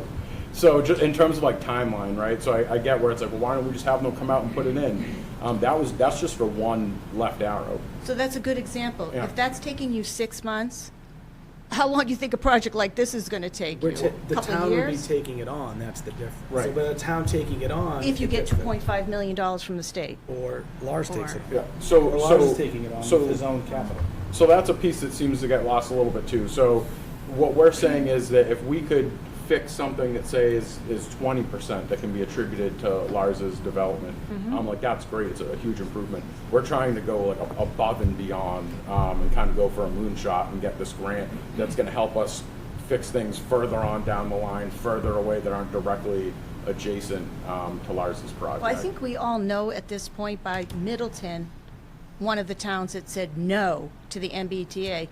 Governor Healy has made it pretty clear the punishment that is being inflicted on those towns. They're not going to give Middleton $2.5 million unless we say yes.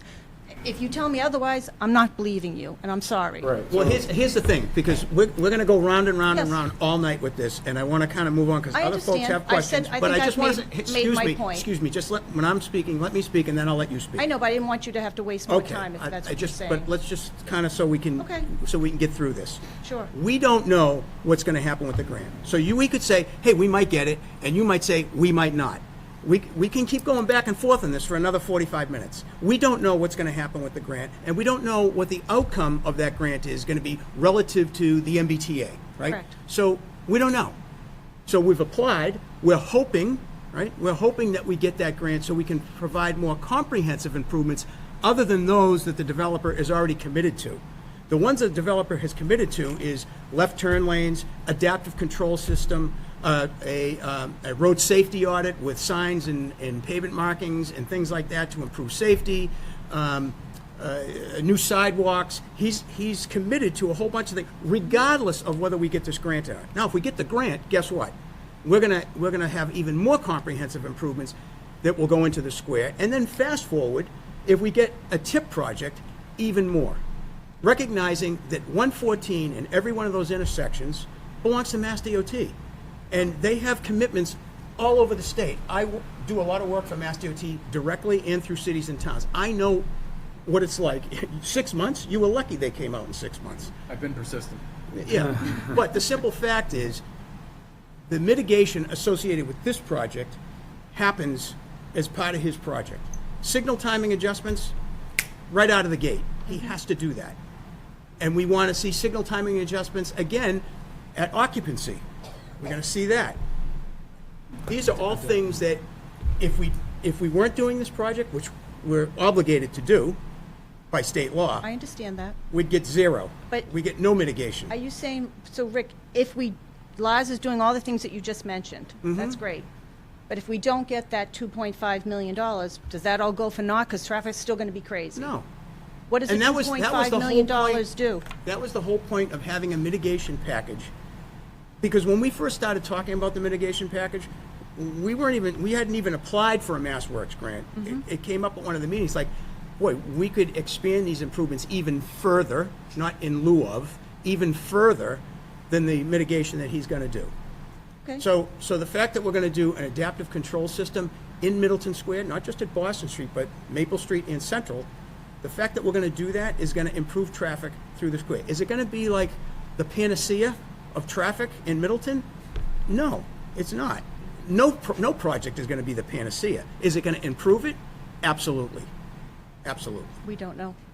As you said, Well, we don't I know. mean, we have our traffic peer review consultant here with us tonight. Sam, I'm going to put you on the spot. If we do mitigation like we're talking about, signal timing adjustments, and adaptive system, should we expect there'll be some improvement? Some.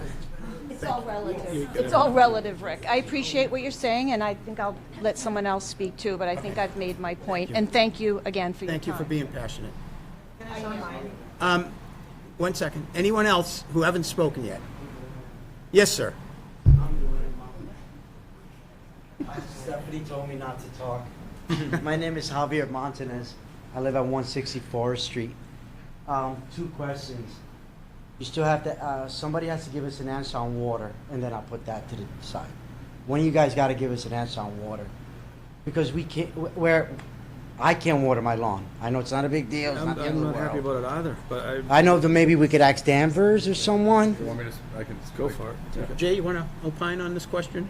There's no answer that this board can give you on water generally, because they don't control it, or with respect to this project, because they don't control it. They are not, when I mentioned before. What about asking the person that Let me controls finish. it? Let me finish. When I mentioned before that this board issues a lot of permits under 40B, those are local Middleton permits. We have no control over what Danvers does. None. And we have asked Danvers, since you're taking the lead. We have asked Danvers. This is a housing project that we are issuing permits for the housing and getting some mitigation. The one of the things that we can't give them and that they can't even ask us for is a water connection.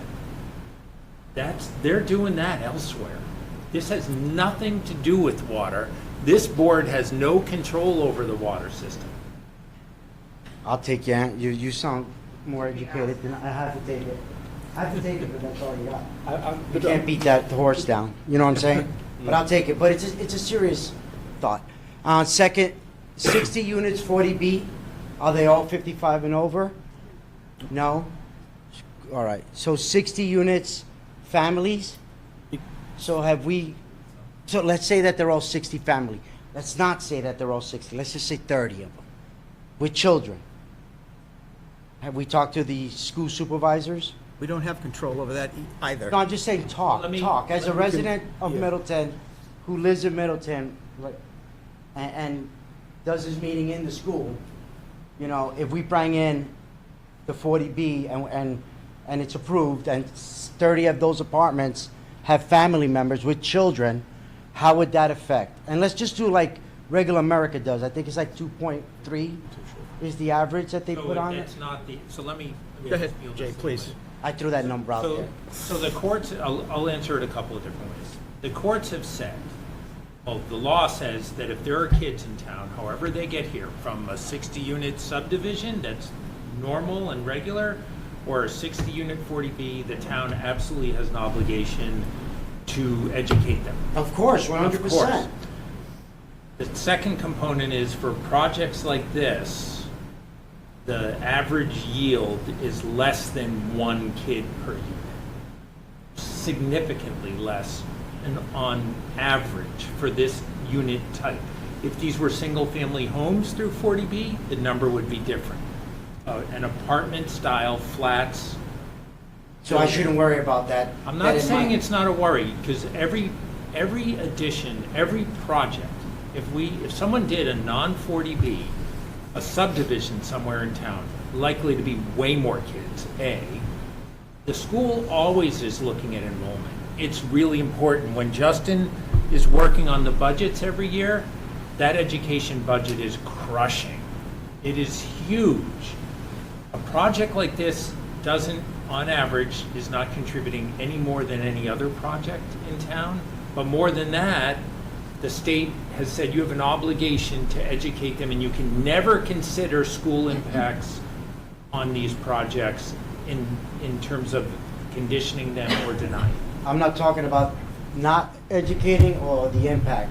I'm talking about the actual person that works in these schools who can go from a 15-person to a 25-person class. I can add more to that. Where the zoning board here, they're not allowed to consider those impacts to the schools. Again, we can talk about there is tax money. It's not like they're not paying taxes, so they are contributing to the overall municipal budget. I have not seen a project like this end up in kind of upside down financially when it comes to school-age children and the money that they're shedding or putting into our system not being enough to cover the children that they are adding to our system. Where would the school bus be? Can Would I- it be on Boston or would it be on Main Street? I just want to add something to that point that All right, Jay go had. ahead. So just to underline and hit home, the biggest point there is that even if there was an impact, this board couldn't use that as a reason to make a determination to say no to it. So that's the first point, even if it existed. The second piece is if you want to talk hypotheticals, I guess in so many words. So let's say it resulted in 30 more students. In conversations that I've had during budget season, because a big piece that we see is here's the number that's going to come down for the school budget. It does crush us, but we see enrollment figures, we see trends, and if you look in those enrollment figures, and I don't have them in front of me right now, but take my word for it, please, and we can follow up after. Middleton is well past its high water mark for school enrollment. We have the capacity. If 30 kids showed up today, it would be chaotic, but the schools could absorb them. Our infrastructure wouldn't have to expand the schools. We wouldn't have to do an addition to the schools, and that's just factual. Middleton, much like most of the Commonwealth, is aging. It's actually an aging community. You're going the other direction. And honestly, in 10 years, you might be crying to get more kids. I couldn't predict it. I couldn't predict the way things are going to go. But I can assure you it's not a situation, because it's a legitimate concern. I have some young kids myself, and I'm sure there are plenty of parents thinking like, oh my God. In this school? In Middleton? No, I don't live in the community. Don't hold it against me. But I'm just saying, as a parent, I recognize a concern may be like, hey, my kids are in the school system. What's going to happen when all of those resources get stretched so thin because all these new kids are going to come to school? And I don't think that way. I think about, are we going to be able to afford to help these little minds when they come in? Because we're not strapped. You're thinking opposite of what I'm thinking. I'm thinking, I want these kids to come. I want 30 kids to come. But are we ready, teacher-wise? And while you you may have those concerns, and members of the board and other members of the community may have those same concerns, we don't make those decisions at this board. So it's great to have this conversation, but it's nothing that we can really do about it. But you can't have hypotheticals with like the superintendent. Well, like I think a second ago you said, well, where's the bus going to be? I have no idea, and we don't have any control over that. That's up to the school department to decide where the bus is going to be to pick kids up. So did I sound like that when I said it? Did you what? Did I sound like that? I don't know. Okay, go ahead. We can play it back later. I'll watch it later. And by the way, thank you for reminding me I'm part of the aging population. You're welcome. So we're both, brother? Yeah, but I kept please, mine. save it for Oprah. I kept mine. So, in any case, I really want to get back to this application, what the board's jurisdiction is, getting to questions relative to the 40B, so that we've tried to answer as many of your questions as possible, and that we can get through this part, and then, because we still have the commercial piece that we want to talk about tonight as well. Yes, ma'am. Name and address again, please. Alicia DeVisa, so away. Okay, so I asked about the water, and same thing as him, and about the school. Sure. Just so that the recording can hear you. Yeah, first. So I asked about the water, and I asked about the school, and you guys said that's not what you guys do. But you guys are supposed to be for us. And so the water we need, and it's for our families. So what you're saying is you're just going to be like, this works. We don't need to deal with that and run away, and then we got to deal with the buses, the schools, I the understand water. what you're saying, that when it's not available. That we're here for you. What I think you missed is that we don't have the jurisdiction to make a judgment on things like water. Water comes from Danvers. Even if we said, hey, you know what, we're not doing this because we don't have enough water. It's not our call. We don't have that jurisdiction. We don't have enough water. You're not listening to what I'm trying to explain. So who has the jurisdiction then? The DPW? The town of Danvers. The town of Danvers.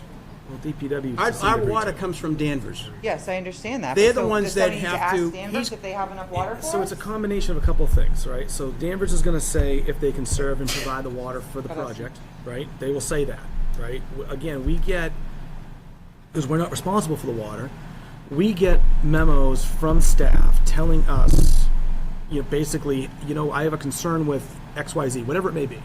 Usually, fire, for example, I use that example about the fire floor, right, as an example. If we don't have comments from anybody telling us anything differently, we assume it all works. I mean, that's how we have to do it. We can't deny the project. We can't. I understand where you're coming from, but our jurisdiction doesn't allow us to just say, we don't think you may have water, so we're going to deny you now. We don't have an ability to do You that. didn't tell me not to drive on your lawn. Doesn't mean I shouldn't do it. I mean, that's crazy. It's not the same thing. And here's the other though, thing. right? I mean, so for example, there's a conservation commission in town.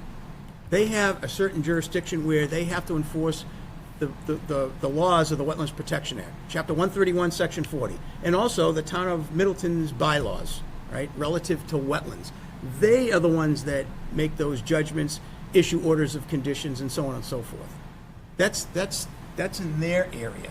We're the zoning board of appeals. We're Okay. looking at things relative to zoning, relative to the laws that provide rights to the Conservation developer. would handle watershed. They handle watershed, they handle wetlands resource areas, they handle work in the buffer zone, they handle work in areas subject to flooding, all of that. Okay. That's what they do. Okay. Right? So it would be like somebody coming in here and saying, that project's going to be in the wetlands. Well, yeah, it may be, but the Concom is going to be the ones that are going to judge that project and issue conditions and so forth that goes with that. Everybody is sort of in their lane. Zoning, we're relative to the zoning bylaws of the town. We have to comply with that in the laws of the Commonwealth. And you've heard some of that this evening relative to 40Bs, what we can do and what we can't do. And the Okay. burden of proof on most projects that are not 40Bs are on the developer to come in and say, hey, this is our project and this is why we can make sure that we're complying with your rules in town. Versus a 40B, they have a lot more. I understand. You've said that before. They have a lot more leeway. They in had to what go can through do. like the conservation to figure out the water situation, I'm assuming then, or It's- something. Right. It's not us, unfortunately, in this case. Okay. All right. Thank you. Is there anybody else that has anything else? Because we have about time for another 80 or 90 more questions. Thank you. Once again, I don't envy you folks, but I just wanted to, for the point of the discussion as to where we're going, I've been here a lot, so I've heard, well, the projects are separate, they're not connected, but in fact, they are connected because he can't build his 40B project without taking down the commercial site, whereas that's where the stormwater management is going to be. And so the two sites are connected. And additionally, I attended the zoning, or the selectmen's meeting, where this developers agreement was talked about. So what may not be obvious to my neighbors here is that the developer agreement, as was talked about at the selectmen's meeting, only accrues to the benefit of the developer.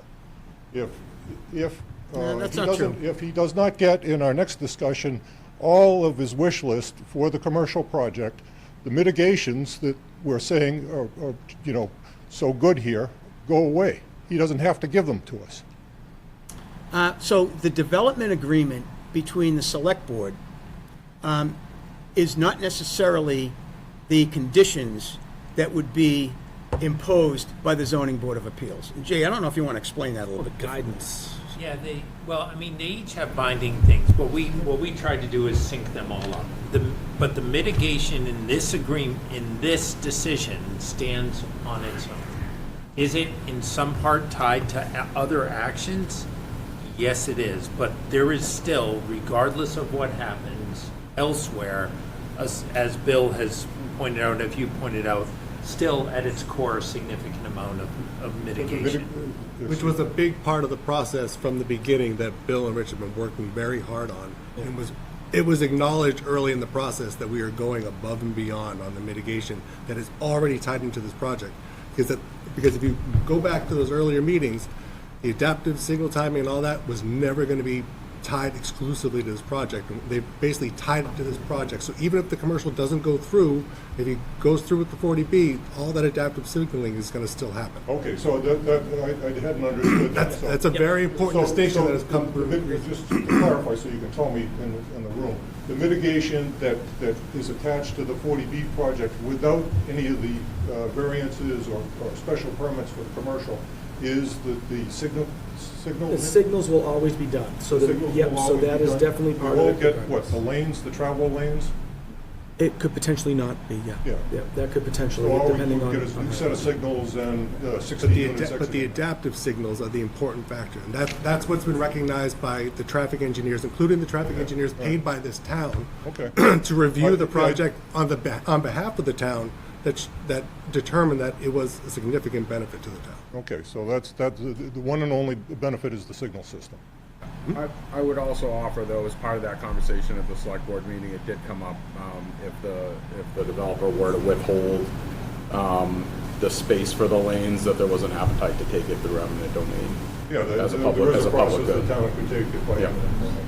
And I might also mention that, having been involved with a lot of these things over the years, that the market still has to say, finance this apartment building and this commercial space.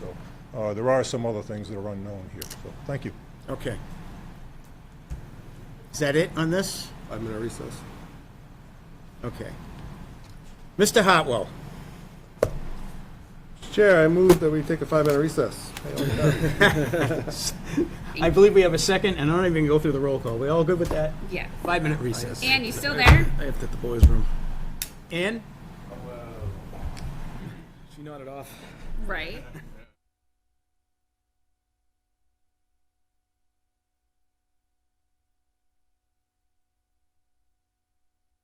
Do now is we are going to table any additional discussion on the residential piece, and we are going to go to the next part, which is 49 South Main Street, which is the application with revisions to plan of record for 2 commercial retail buildings with 8 units in one structure and 2 units in the other, providing a traffic easement, on-site stormwater management, and primary access off of South Main Street. Now, do we need a vote to table this and come back, or we're all just... Oh, you can just hold it.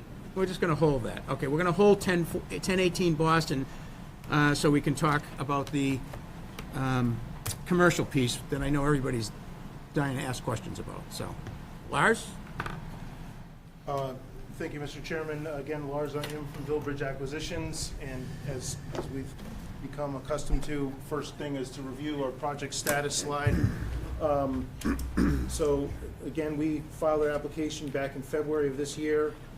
As we started to coalesce around the residential project we just discussed, we've had a series of meetings over the last several months, and tonight's agenda includes following up on prior topics, which includes peer review reporting in on traffic and civil engineering peer review.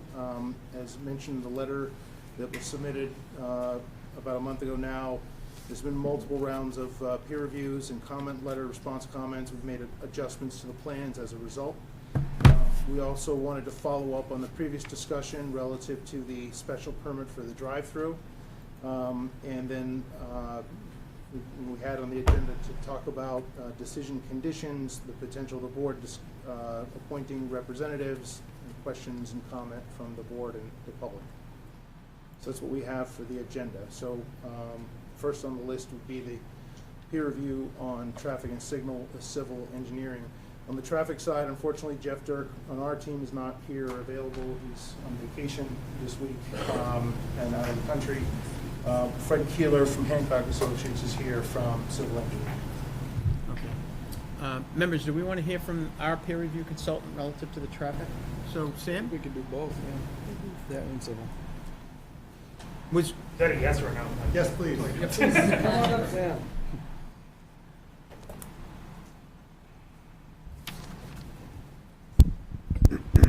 So, good evening, everybody.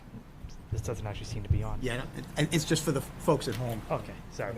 Well, once again, good evening, everybody. My name, once again, Samuel Gregorio, Senior Traffic Engineer at TEC. And just for the benefit of the general public and those listening at home, I'm contracted with the town, so I represent the town, not the developer. We've gone through several different comment letters in relation to the commercial portion of the lot in terms of traffic, and obviously Brad from my office is also here for the civil portion as well when that comes up. In terms of traffic, as we go through the different traffic reports and obviously the response to comments, the developers look to add on to that mitigation package with different other aspects that I know we've talked about through those comment letters, different things that TEC would like to see as additional aspects of it. In regards to the overall site, when it comes to traffic impact, The commercial development itself obviously is adding new traffic to the roadway. They have the driveway out onto 114. And from there, the additional items that we've talked about in terms of, one, the additional capacity added by those improvements that are actually part of the residential component are also, in turn, also helping in terms of the commercial development as well, although they are bound to that particular portion of the project. There are other aspects that come into play when it comes to this portion. For instance, a lot of the short-term items that are coming out of that road safety audit that were discussed as part of the residential development, generally tied to the commercial portion for their implementation. Most of that is, again, time frame related more than anything. But also looking at other aspects of further now traffic signal improvements going out to the intersection in terms of now even more timing adjustments, because we want to make sure that they keep up with as we go with the different portions of development. I know there's been some coordination that's still kind of ongoing through the comment letters, and that might be discussed and may come up as questions with regard to what other types of improvements might happen to the infrastructure overall.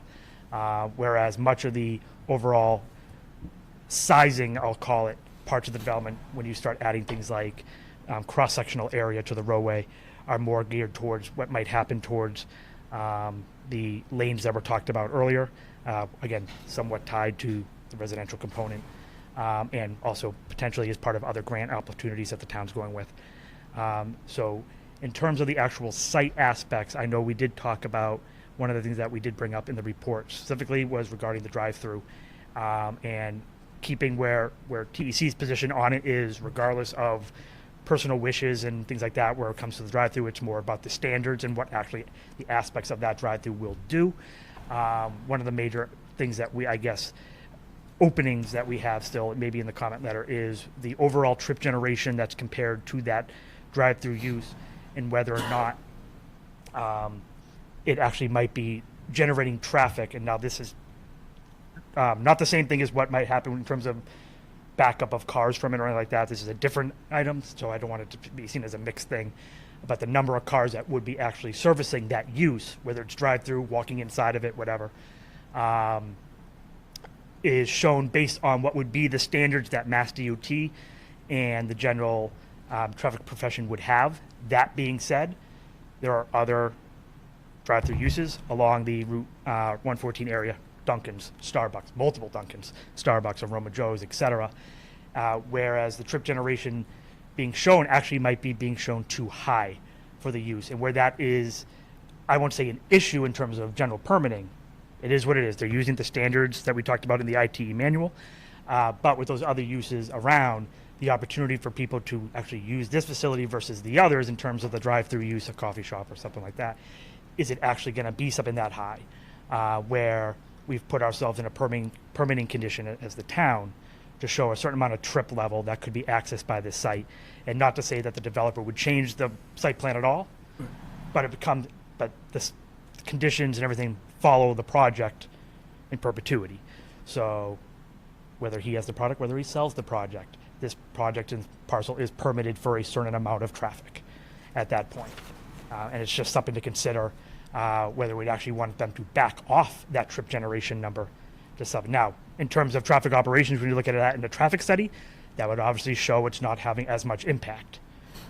But is that the more reality condition, where we want to make sure we permit something, knowing that going forward, going in the future, 10 years from now or something, that we are bound to a certain trip level.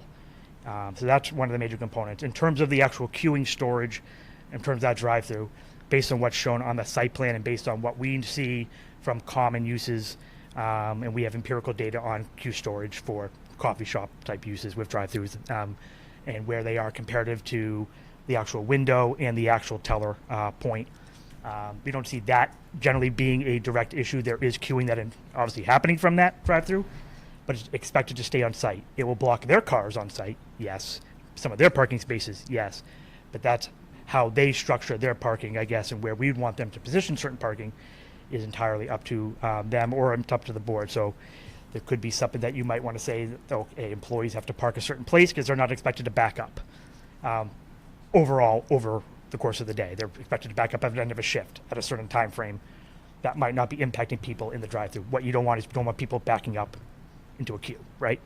So Sam, just to clarify that, so the queuing, from what you're saying, the site could accommodate the queuing. This is not going to be queuing out on 114 like we saw, or on a public roadway like we saw, I guess, earlier at Starbucks and things like that. This is, the site would accommodate those queues? yes, and when we say that, again, I preface that by saying on any given day, there's always the opportunity that a car trips out, because anywhere you go, every day there might be just something different that happened that particular day.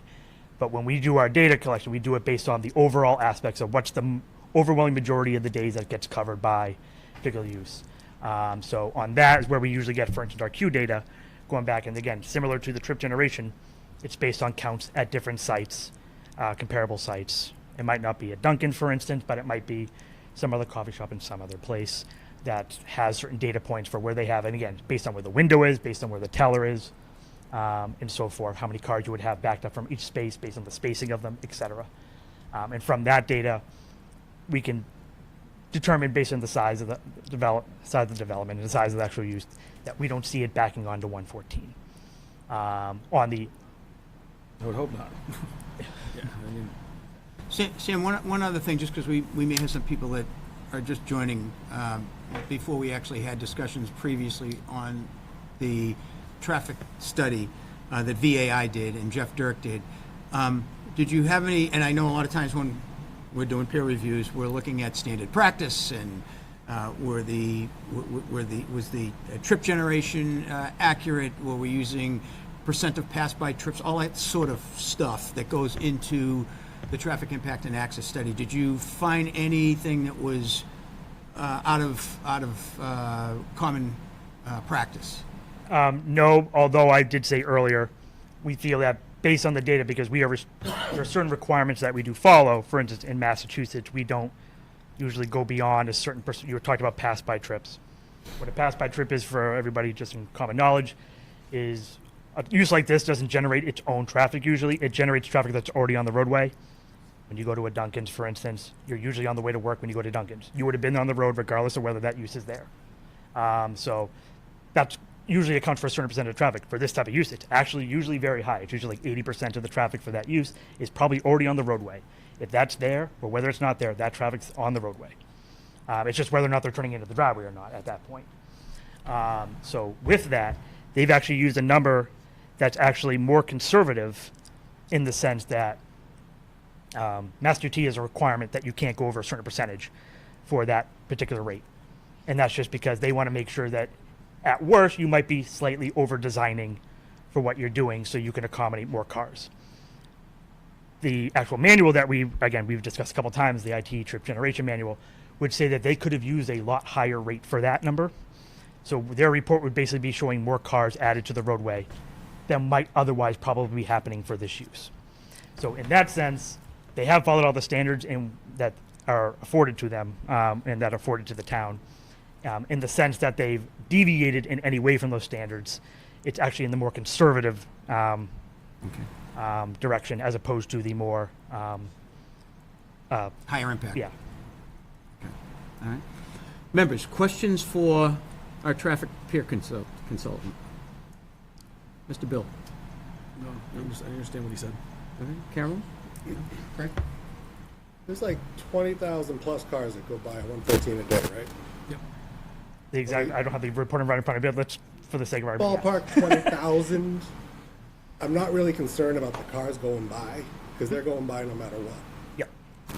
How are we addressing the interactions, though, caused by the in and out drive from that drive-through? Because those are cars that are going, say, northbound towards Lawrence on 114 already. They're now pulling left into that, using that beautiful left turn lane to pull into there. They've got an 18-car queue that we can hold them in on site. But now they're coming back on and going north. How are we addressing that? Because what percentage of off-site? No, it's not on-site. It's when they leave the site and are now crossing 4 lanes to get to the travel lane to go north to Lawrence.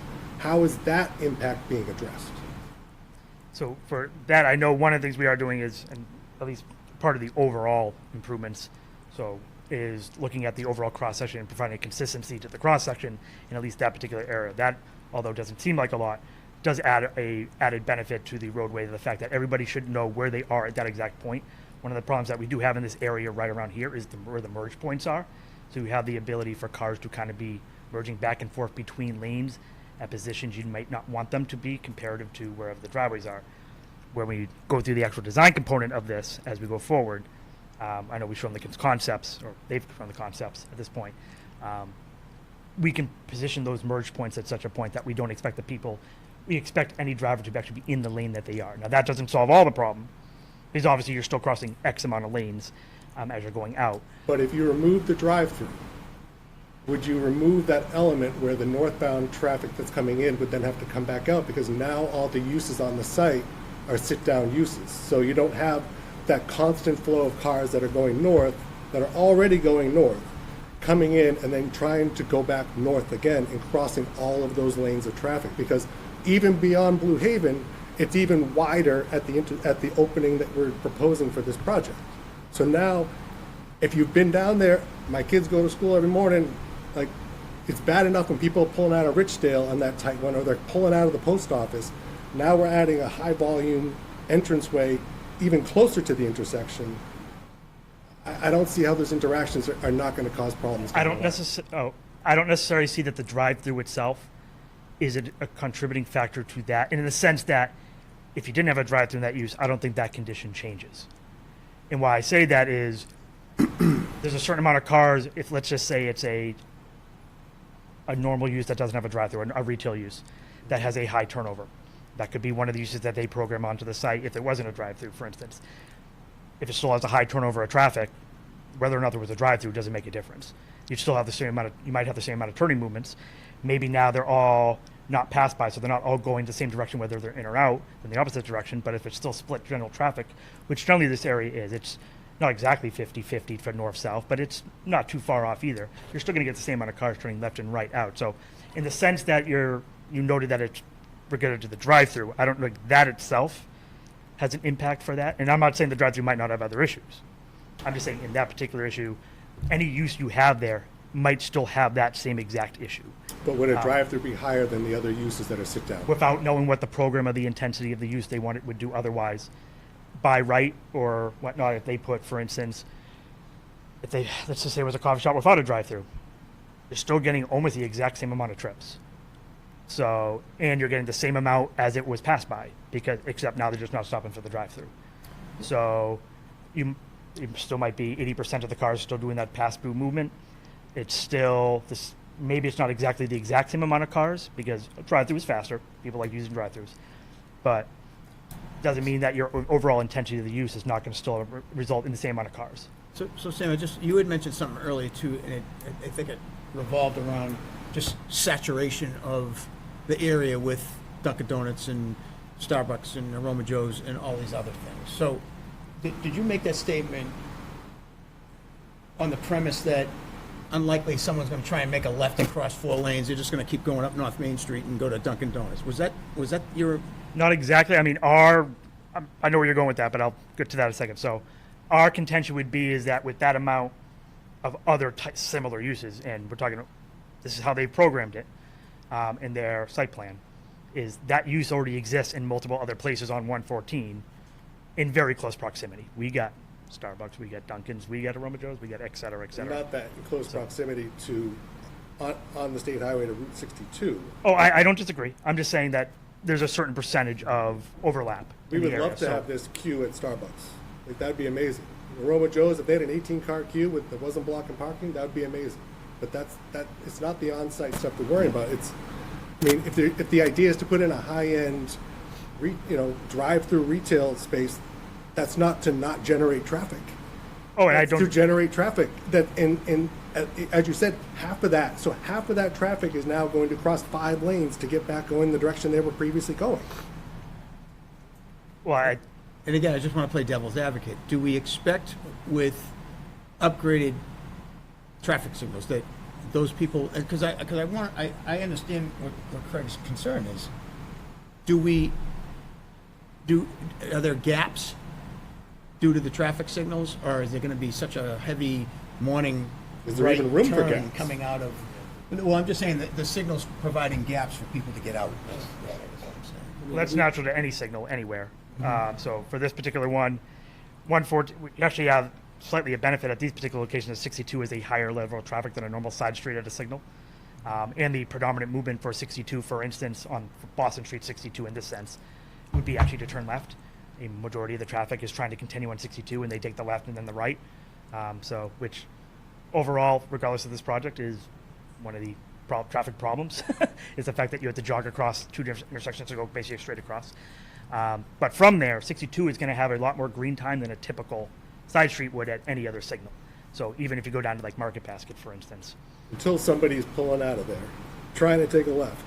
That light's not moving, and the people on Boston Street can't get by because the guy's stuck on the southbound side trying to go north. Well, Because I the think- north traffic isn't going because there's a green light on Boston Street. Some of what Rich is trying to allude to is when that turns red, the opportunity exists that the 2 lane, for instance, southbound there, will be empty for a certain amount of time. Not all of it, because some people are going to turn right from Boston Street too. It's not like because they're on green that no one turns, they're not going to turn right. But the gap exists on 114 when they, of much greater substantiation than what would happen if 114 was on green. Now, with that, at the same time, you would expect northbound to be red at that time, obviously, when that gap occurs. But some of the added benefit is that's not the only improvement that's happening. The adaptive signals themselves, the queue you see today will not be the queue you see in the future. That being said, it's not fixing everything, and we understand that. And this is regardless of whether the town's doing the adaptive or Lars is doing the adaptive or whatnot. Let's just call it the improvement at the moment for the sake of after everything would be done. The adaptive itself would be expected in the way that that works. And a good example of how that works is right now everything's time-based. There's a clock. At 7 o'clock in the morning, this intersection is supposed to be exactly at this point in its cycle. That one's supposed to be at this point. This one's supposed to be at that point to get hopefully everybody through a green band through. There's a lot of traffic here, not exactly working that well, right? So the way adaptive's going to do, or what adaptive can do, for the last 5 cycles, I've been still backed up. I've reached my max screen time. I need some more. I'm going to talk to every other signal in the chain, have everybody increase themselves 10 seconds on this phase so I can get 10 more cars out on this phase. And then over the course of, like, say, a half hour, that's maybe 10 cycles, 10 extra cars each time. You just got to process 100 more cars than you did before. So that's how it's expected to work. So it's adapting to the actual condition on the roadway at that exact time. And then it will back itself off when it finds that, I've done my work. I'm going to back myself to where I was supposed to be before. So that's how it's working. It's not how it works now. So the expectation is that signal was going to operate a lot better. And again, is it going to be perfect? No. And when I say that is right now, when we talked about this in the traffic studies, 114 is running generally twice over capacity. It's just the nature of there's 4 lanes and you have buildings at the back of sidewalk that are historically bound. You can't really add in that middle section where 62 crosses over. So what we can do is use the row we can to do the best we can. And with the adaptive, we would expect that to be able to process a whole lot more cars.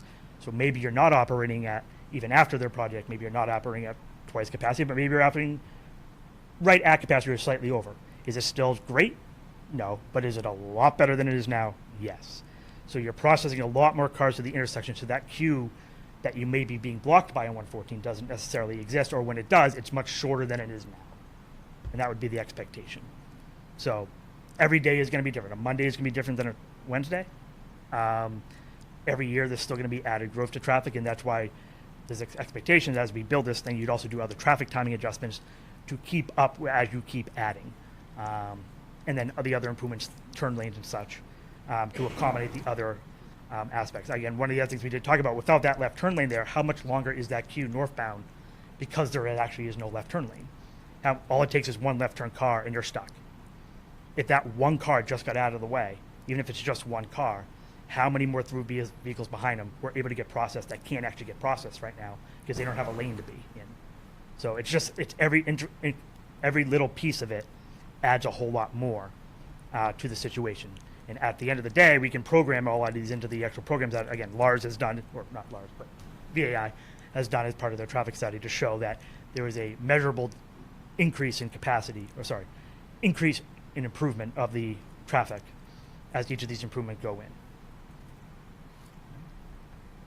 Tom, any questions? No. Do we have Ann on the line? Ann? Yeah, you're here. We Yeah. hear you. Do you have any questions so far? Oh, thank you so much. What was that, Ann? Yeah, I think Nothing? Okay. Sounds good. All right, Sam, don't go too far. Oh, I'm going to be back there. Don't worry. Okay. It seems like where the elephant in the room is the drive-through. Lars, do you want to address this, because there's been a lot of discussion about what kind of drive-through is this going to be? Number one, and then I think you heard at the last meeting articulating the community benefit, if anything. So I think, can you help with that a little bit? Sure. In that Thank you. explanation. It's okay, I'm going to stay seated just so I That's can fine. advance the screen. So these materials are nearly identical to what I submitted to the board about a month ago. There's a couple of improvements hopefully improvements from working on this a little further today. So just to remind, this is from the previous presentation, which was talking about the drive-through zooming in. So again, it's to have a queue length of 360 feet or 18 cars. And again, that's to where you see that one white car at the back left there. It doesn't account for the other side or going through the parking lot. If we were to go all the way through there, we would be 38 or 40 cars before you would hit the street. And hopefully that would mean then somebody would skip getting in line. That would be quite a lot. So as we talked about before, it is our opinion and the feedback that we are getting from the marketplace that having a drive-through would help us in terms of serving as a catalyst for the entire center. As we talked about before, we are focused on trying to attract a sit-and-stay operator. So it's a place where you go and it's not just grab and hit the road, but a place that creates a nice ambiance. And so these are some examples. We have talked to some of these operators, not all of them, but Sweet Green, which is a salad place, Just Salad, which is moving into the market aggressively right now, Panera, which I think a lot of us are familiar with, Chipotle, and then Cafe Nero, which has historically not had drive-thrus, but they are expanding into that. And that's a common thread among more and more operators in the fast casual space and coffee space is adding drive-thrus, because that has shown sustained interest in the retail market. One thing I wanted to just address was at the last meeting, there was a comment about concerns about having a space that was attractive for the community to get together, a gathering space, because that's one of the things we're really genuinely focused on trying to create, and a concern that how can that be successful when you have a drive-through right through the middle of it? And I understand that concern. Member McPherson had mentioned that as a really big concern. I hope it goes without saying, but it may not. Obviously, we're not looking to create an environment here where people are bombing to the back of the site, and therefore no one will feel comfortable walking around. And two things. A, the aesthetics of the site plan and the type of user, we hope will encourage a certain type of behavior, and then I'll walk through some of the other elements that we have thought about a lot intensely. So specifically, there's the potential to introduce multiple potential traffic calming measures. And I'm calling them potential only because we could do any or all of these things, but it's not as simple as just what we would suggest. There are impacts. For example, fire departments really don't like speed bumps generally because it's difficult on their trucks. And there might be other nuisance factors that we haven't considered. But these are things that we have seen employed in other suburban locations to address these exact concerns. So speed bumps or humps, they can be soft or hard, they can be temporary, where it's just during the spring and summer and they're bolted and removed for snowplow season, or can be permanent. Traffic signage and marking. So you can see in the bottom left picture, there are stripings used to try and create that sense of speed and help people feel the speed they're traveling, to slow them down. Another thing that we're seeing more and more are raised pedestrian crossings. So these are more gradual elevations and drops. They have the same effect, more aesthetically pleasing. They also create a more protected pedestrian experience because they're elevated above by another 6 inches and the like. And feedback signage is shown on the bottom right, which we've seen, where they have the strobe light and it says you're going too fast if you're exceeding a certain speed limit. And this is a proposed layout for those things. You will note that I have 3 of these 5 elements highlighted in yellow, because those would be the ones we would recommend or propose to do initially. Doing a raised crosswalk from the outset would allow us to stitch that into the granite curbing we're doing everywhere throughout the site. And it's at the entrance, and again, where that primary connection point is between the 2 buildings. So we think that serves a lot of purposes. It's also not in the most pressing emergency response path for the fire department as it relates to the residential project. Traffic signage and pavement markings, again, putting a centerline stripe, which is not something you see too often in retail parking lot context, but again, helps create that sense of narrowness, encourages people to slow down because they're going to feel more proximate to parking spaces where, as we all know, some could back out suddenly. So hopefully it would encourage caution. And then, again, speed, maximum speed reminders, just again for people to have those reminders. We did not include the speed hump and the feedback signage, again, because of potential that the emergency response personnel in town would not want speed bumps, but we're certainly open to doing them. And the feedback signage, candidly, I'm just not as familiar with those in terms of the maintenance obligations to make sure those things are giving you accurate feedback. And talking to another developer who has done this before, people play games with them and encourage maybe not the behavior you want. So anyhow, but these are all things that could potentially be deployed to try to help mitigate the concerns that the environment would be unsafe for people who are walking and or parking using the site. The next element we wanted to address, we've heard the concern from the outset, particular member Cody, about Dunkin' Donuts in particular, but the general sense of wanting to ensure that we're not putting in a high throughput user that is just generating tons and tons of traffic. So we tried to think about a lot of different ways to address this, and the one we came up with that made the most sense to us was to explicitly propose a temporary use restriction forbidding these 12 brands that are all associated with either high volume throughput coffee or high volume throughput fast food. And I'm sorry, this is just a picture. This coincidentally happened to be in a Mass Live article from April, May this year, where someone was surveying the drive-through coffee throughout Massachusetts. So anyhow, so the 12 specific brands that we would propose to have a use restriction on would be Dunkin', Starbucks, Aroma Joe's, Mary Lou's, Honeydew, Heavenly Donuts, McDonald's, Burger King, Wendy's, Chick-fil-A, Taco Bell, and Sonic. And our proposal would be that those would be restricted for the first 10 years, so we would have the opportunity to mature the retail center to achieve what we're hoping to achieve in terms of its aesthetic and feel, and then those would feel incongruous anyway. But if that doesn't work out, then it's an opportunity to come back to the board and have a discussion in the future, so as not to tie the board's hands forever.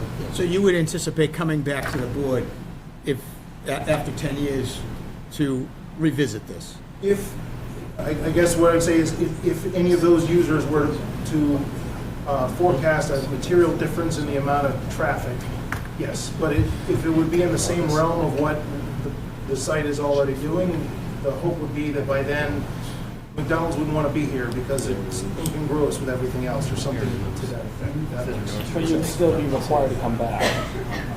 What's that? You'd still be looking to come back for approval? Or are you looking for the restriction to end and then you can just by right go back in because it's approved as a drive-through? The latter, yeah. Yeah, I don't think I'm comfortable with the latter. That I can tell you pretty straight out. That wouldn't be something. I mean, my understanding is that you would be looking to, just in reading through this, is that you'd be coming back at least to re-review that operation if you wanted to re-enter it. We did something similar with Aroma Joe's where we restricted to the way that their brand operates, which is unique, so that essentially eliminates these just by the way the decision was written. I mean, I think we would, if we were to entertain this, that would at least be doing that. My first piece is that some of the brands that you had noted wouldn't really be a morning brand. So I think that's interesting because that eliminates a lot of the coffee discussions and getting to school and back. Most of these would be more of an afternoon an afternoon use, right? I mean, like Sweet Green, I'm thinking. Oh, yeah. You had a yeah. bunch of them, whatever you had on there, right? Just sort of the examples. Yeah. So, yes, some of these are different times of day. What we're trying to just emphasize, we're trying to address the concern about whether you can successfully have a drive-through while also creating a place that's an inviting gathering space. So there are not many examples of coffee shops with drive-throughs that are also gathering spaces. Cafe Nero is working on establishing that. From what I've experienced, at least as a walk-in customer, it seems like that would be an attractive place. I was trying to just address the notion of, can you have a place that has a drive-through and is a place you'd want to meet somebody? Those are definitely more afternoon-oriented folks. The other thing we are trying to be cognizant of is not splashing brands on the screen of folks we're actually talking to.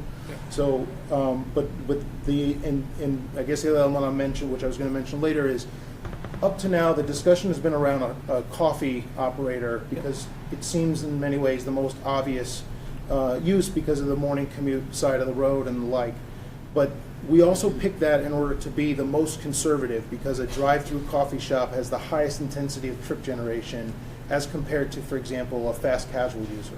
And so our thought was if we could prove out that the coffee drive-through works, then discussions about a fast casual operator instead might be more successful because of its lower intensity of use. That was sort of the thought. And if you might remember, if we go back all the way to the very first traffic studies we had last fall, we had an even crazier profile of, I think it was an 8,000 square foot coffee shop and a 5,000 square foot bank, both with drive-through. So, we were still trying to be a little bit conservative in how we were trying to think about things so that the board could feel comfortable that whatever traffic mitigation package we were putting forward would be responsive to the most likely worst case traffic trip generation. And so if we ended up doing less, then it would be an upside. Okay. Does that address that comment or question? Yeah, I heard everything you said. I don't know if I like all of it, but I heard everything you said. Yeah. Sure, okay. Carolyn, questions, comments?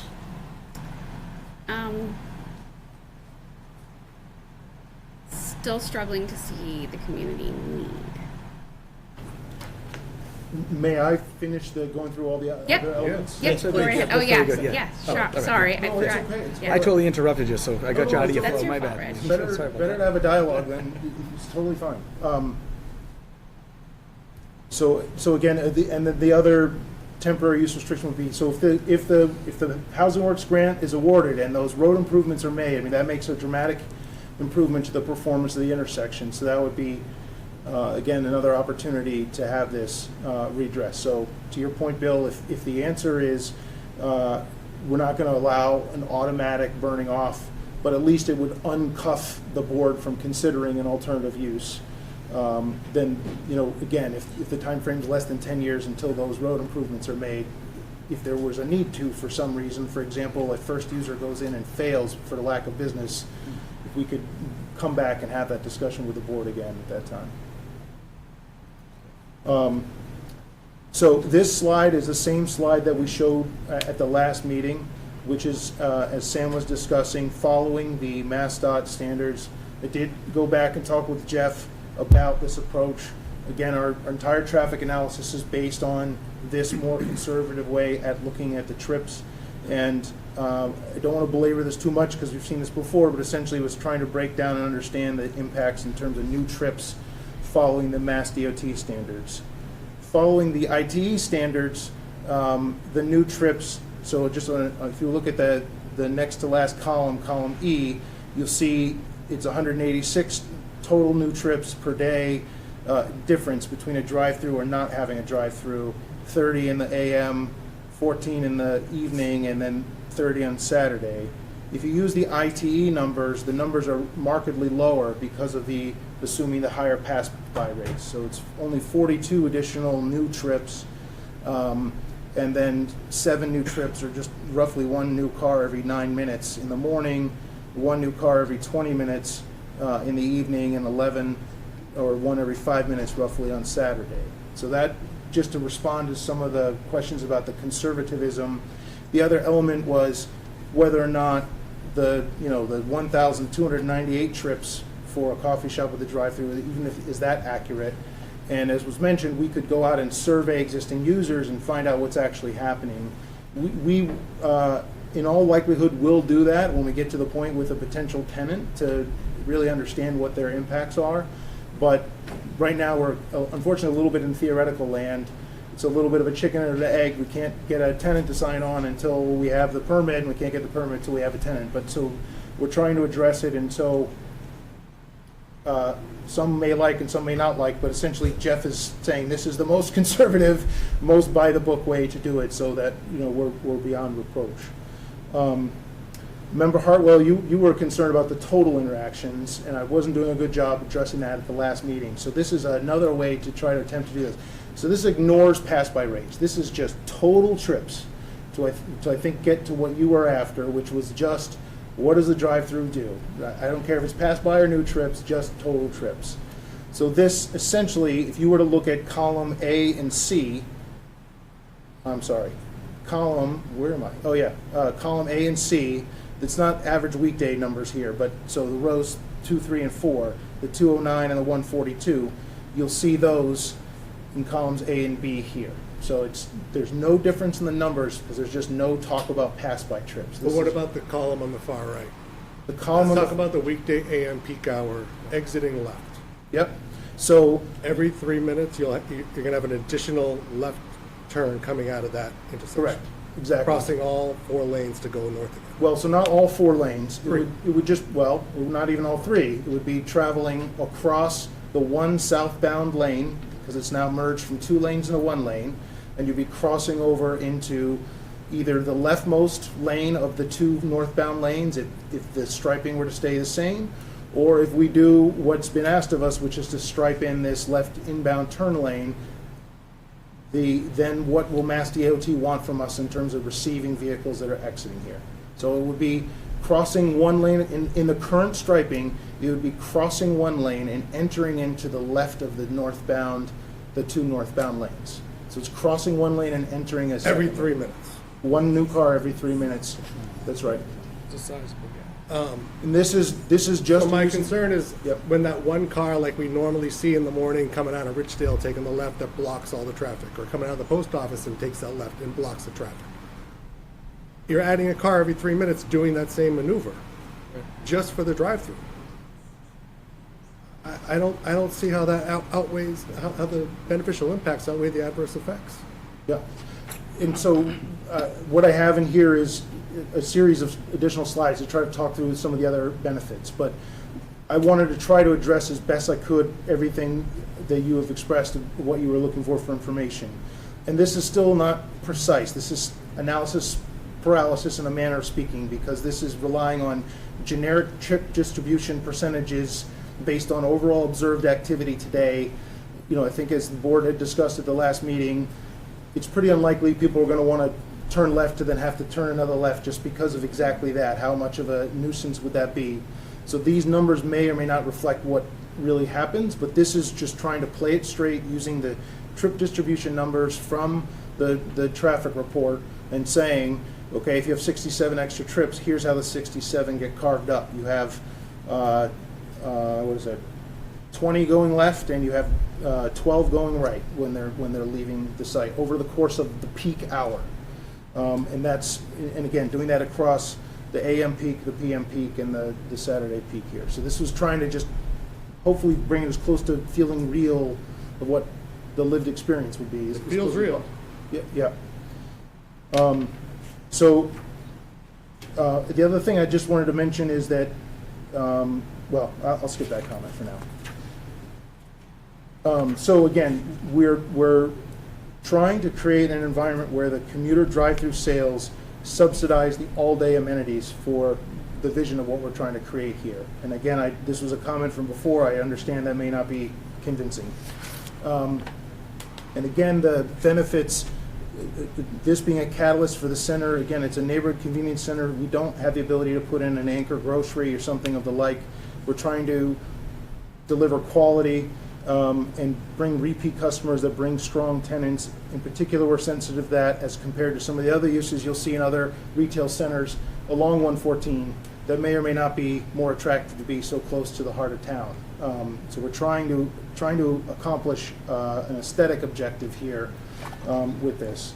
And so one of the other questions that was raised at the last meeting is, or comments, was essentially what's good for business is not necessarily good for the town. And I recognize that. And so what follows here is some more specificity of what we believe the benefits are, which I'm able to speak about more directly, because now, since the last meeting, the memo of understanding with the select board has been signed, so I can speak to the benefits in a more concrete way, where I wasn't as able to before because it was not a completed agreement. And again, sit and stay operators, drive-through being critical, and we're working with one of the best and most experienced brokers in the greater Boston market on our leasings. This is feedback we're hearing consistently. So to some of the additional concrete benefits. So this all started from the select board's point of view, as they shared last summer, that this is a once-in-a-generation opportunity to address a decades-old issue in town. That's only going to get worse whether this project happens or not. So we conducted, at their request and at our cost, a corridor improvement study of 114 and 62. And we had the mandate to pursue two different things. What could we do just with our site, and what would be something that you would want to do if you could just take the governors off and do whatever you wanted to do, as MassDOT has the power to do within certain limits. So we looked at two things: a critical infrastructure improvements, which only relies on our land, and a long-term corridor improvement, which essentially means adding capacity to 114 north and south of Middleton Square. So essentially making it a 4-lane or 5-lane, if you consider the center lane, road, north and south. We, as part of this, did a detailed existing conditions and topo surveys for all three approaches to the street. So we went up north of the Boston Street, South Main Street intersection up to and beyond, I believe, the Ridgedale ice cream and gas station. So we could really understand all the constraints that were discussed earlier with some of the buildings right at the edge of the sidewalk, the cemetery, and the like. And that cost spent to date on that effort has been $39,000. So we've spent that at risk as just part of this effort to come up with that MOU with the select board. The other element, which we've talked about a lot, is the public way easements. It represents a little over 0.3 acres of land. As was mentioned before, it's 24 feet of frontage along South Main, and then 12 feet tapering down to 0 feet along Boston Street. The easements that we are committed to giving are designed so that it can support both the critical infrastructure improvements, which is a lesser intensive development, and the long-term improvements. So we did it this way so that there would never be a need for the town to come back and ask for a new easement or even more land down the road. We're just giving it all now so that it's all available for the town and MassDOT to use, whether it's next year or in 30 years from now, whatever the long-term plan implementation timeframe might be.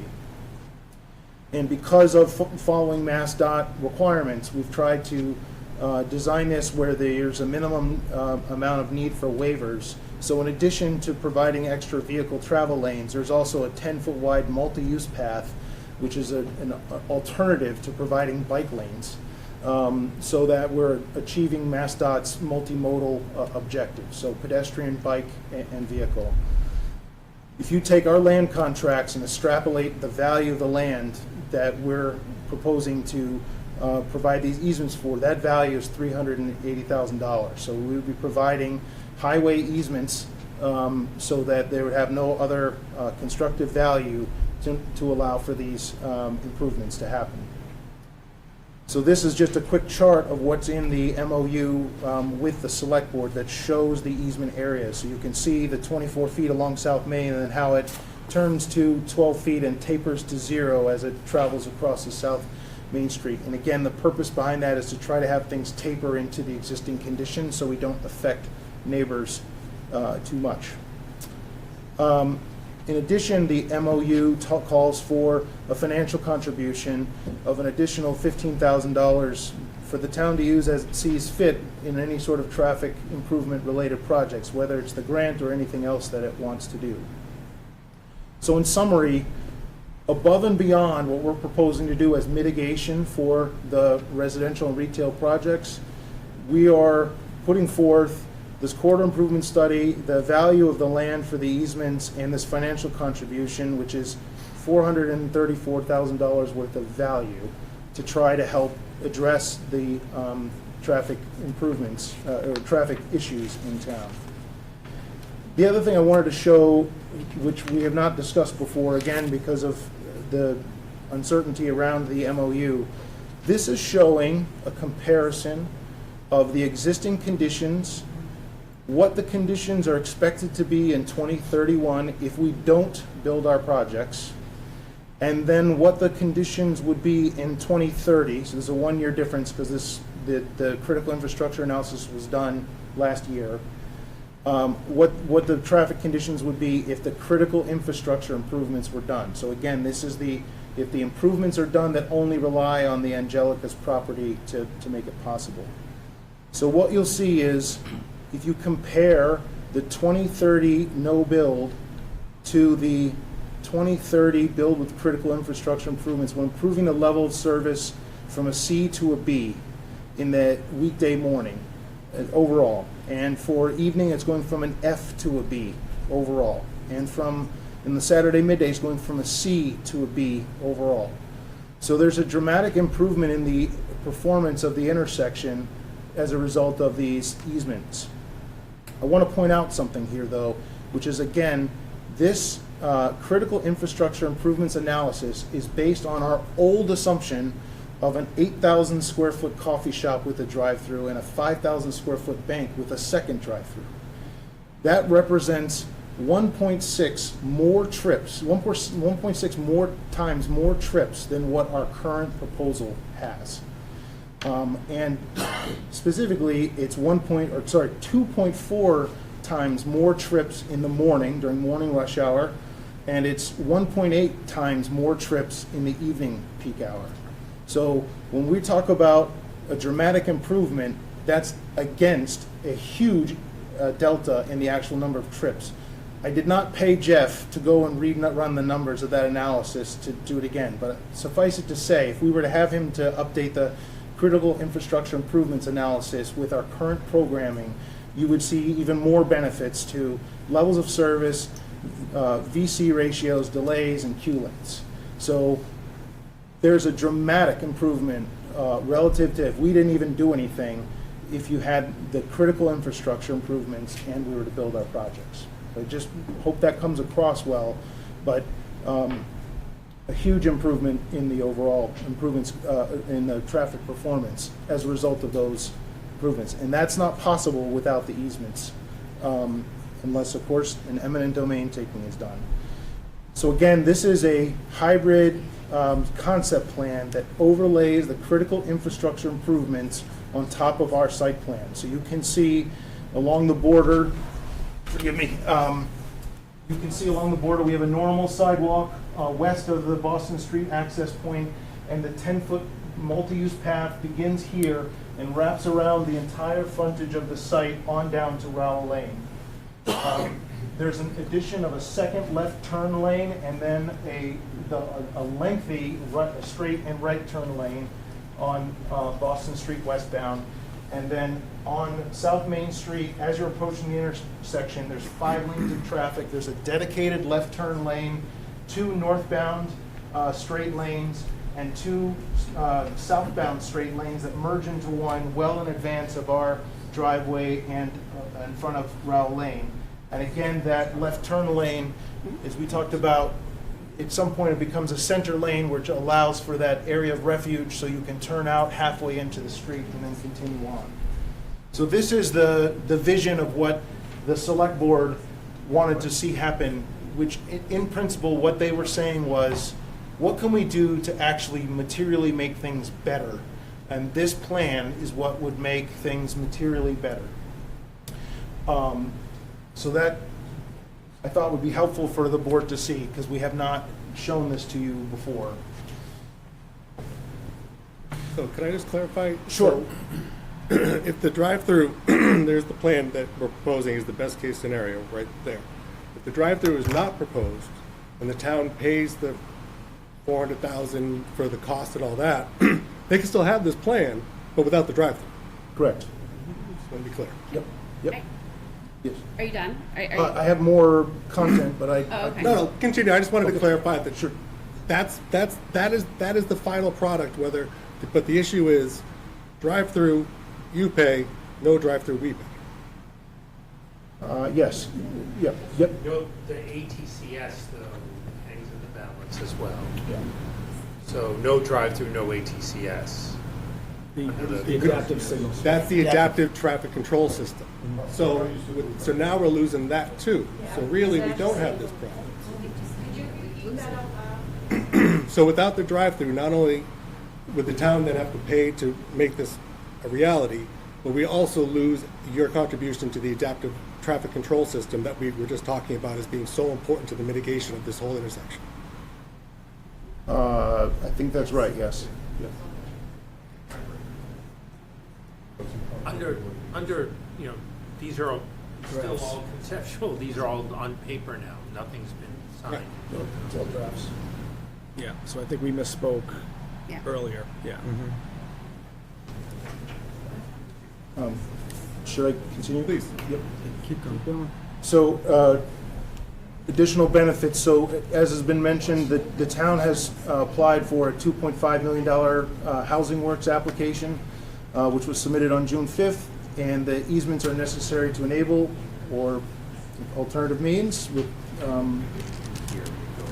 taking.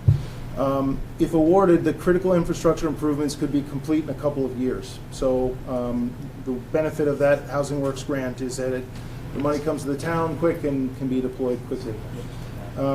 As part of that, up to $267,000 of our commitments across the residential and retail projects would be convertible into contributions toward the grant, which was some of the structuring that Jay was alluding to earlier of the mechanics that are inside of things. So if you were to take and look across all the elements here, we've done the corridor improvement study, $39,000. There's the land, $380,000. There's the already existing contribution of $15,000 and another $267,000. So $700,000 worth of grant matching for this $2.5 million grant. So, you know, in summary, you know, there's the qualitative benefits.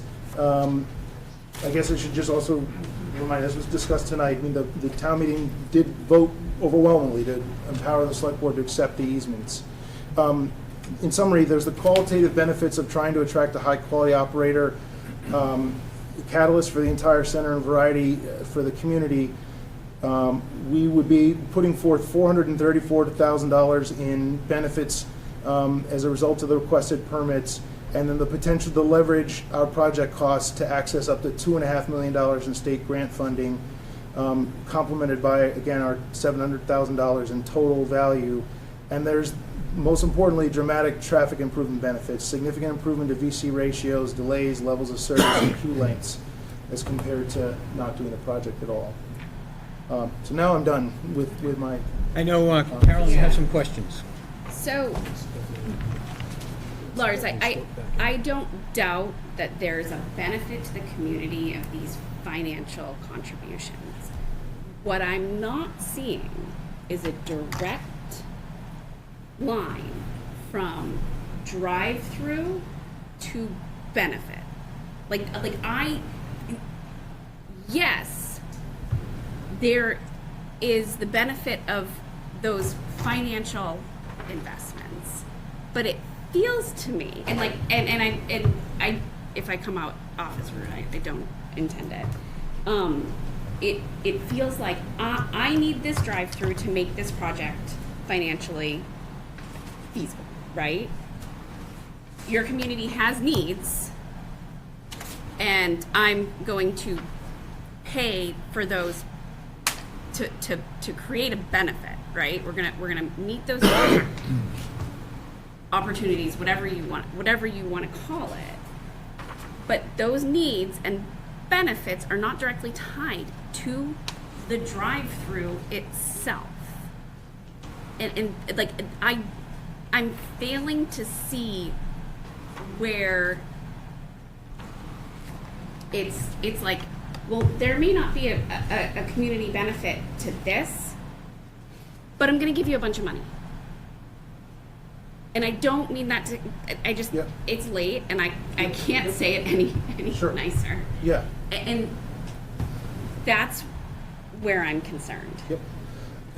And if I may try, and likewise forgive me, I've never thought about this as like, here's the drive-through and here's the payment for that, or something like that. This has been a long, complicated, multi-party negotiation over months and months and months, trying to coalesce around a program of a project that addresses myriad concerns around traffic and design and everything else.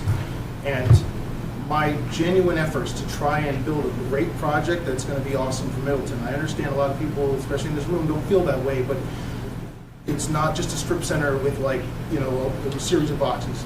So it hasn't presented that way, and I would say, and this is again where I'll run the risk of sounding obnoxious, and I don't mean to.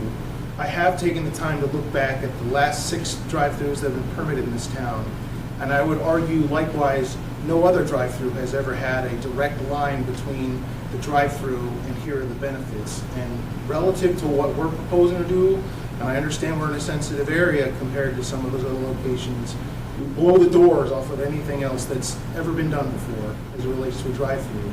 But as I read those other decisions, I don't see any language that says, as part of the drive-through, here are the specific special conditions for the drive-through, other than Aroma Joe's, there was no squawk box, you have to drive up to the window, and one signal and timing phasing at one intersection, and then for the Middleton Family Medical, it had to be for medical use. But there's bank drive-through, so essentially by use. But as an outsider, trying to understand how to deliver on what I've heard through all these conversations over the last many months, it feels like maybe I'm not drawing that line together, but it's because all the other stuff we've talked about has been part of the application and part of the package all along. And I will tell you, because John can vouch for this, my original plan was to just file an as-of-right plan and just get it done. And then I'll show up with the special permit requests, and we'll talk about just the mitigation, and otherwise I'll just have my as-of-right plan. And he counseled me to not do that because we were having these advanced conversations everywhere. So I apologize if it doesn't come across like I'm trying to respond to it, and I also feel like the way things are being said, it comes across like this is a little bit extortionist, like I'm trying to say I get what I want or you don't get any of this. That is not what I'm trying to do. And if you go back to the letter when I first offered to do ATCS and I presented it to the board, I said, this is obnoxious for me to say at this time, but I'm trying to address the concerns while we're late in the game on the 40B and just getting started in the retail. I'm trying to put my leg forward and say I can do more, but I can't do more and then also have an open and blank check on the back end of things. And that's where this language came from. I was trying to be responsive at that time without yet knowing where we are today. And we were, and I've gone back and looked at these videos, on the March 14th meeting, this board said they were ready to vote the 40B on March 28th, and then full stop to go into this extended negotiation about how to turn it into money to help the MassWorks grant and everything else. And I don't know if I would agree with that statement. We were still talking traffic mitigation, so I don't know if I 100% agree with that. okay, well, anyhow, I don't mean to get an argument up, but we were on the edge there, and then it was ask and stop and let's reconsider how we're doing this. So it's been an effort to try to respond to all the issues we heard. So I'm sorry if it's not coming across as a direct tie, but that's because of the complicated nature of dealing with the board on 2 different permits and the select board and this whole separate thing that's only coalescing together. I don't know if that answers it well, and I'm sorry if that came across obnoxiously. No, it didn't, and I appreciate you taking the time and all the time that you've taken. No, nothing. Mr. Bill. I mean, I can tell you, at least in my experience, I've had land donated for additional traffic improvements once out of my entire regulatory career, so that would be the last 16 years. That had happened once, where the developer agreed to do it when it was in an area it was needed, similar to this. So that's where I get the benefit. I mean, I think when you're looking at your numbers and you're looking at your weekday evening, where there's an improvement from today, and if we look at the no build in 2031, where our intersection's at an F, so there's definitely a benefit. I mean, that's how I see it. The tie-in with the drive-through and how that impacts, I don't know if that's been, based on the comments I've heard from the other members, whether that's been completely addressed. We talked about gap analysis and other components that haven't been necessarily provided. If there's something that shows that you can get out within that 3 minutes. I mean, I just look on how I go through these other drive-throughs, right? And how I come in and out of them. And, sometimes I have to sit in that middle lane to merge on. I mean, that happens all the time. So, if that's what it has to be and it's every 3 minutes, I mean, I don't think 3 minutes is crazy, honestly, in the traffic world, that's not awful. I mean, that's not even, I wouldn't even say awful. That's pretty solid. I mean, that's a good... 3 cycles, Sam? Yeah. Roughly? 2 to 3 cycles. So you have one person 90 coming out seconds. every 2 to 3 cycles of a signal. I mean, and you're creating the gap with the signal potentially. So, I mean, I don't know. Just, and folks that do it a lot, that doesn't give me a ton of consternation. But, yeah, that's kind of where I sit. But, I think a lot of the comments I'm hearing haven't necessarily been addressed for the other members. And I think those should be addressed so that they feel comfortable, if they would be willing to move on that position potentially. Tom, any comments or questions? I'm all set, thanks. Ann, are you still awake? Uh-oh. Barely. Do you have any questions or comments?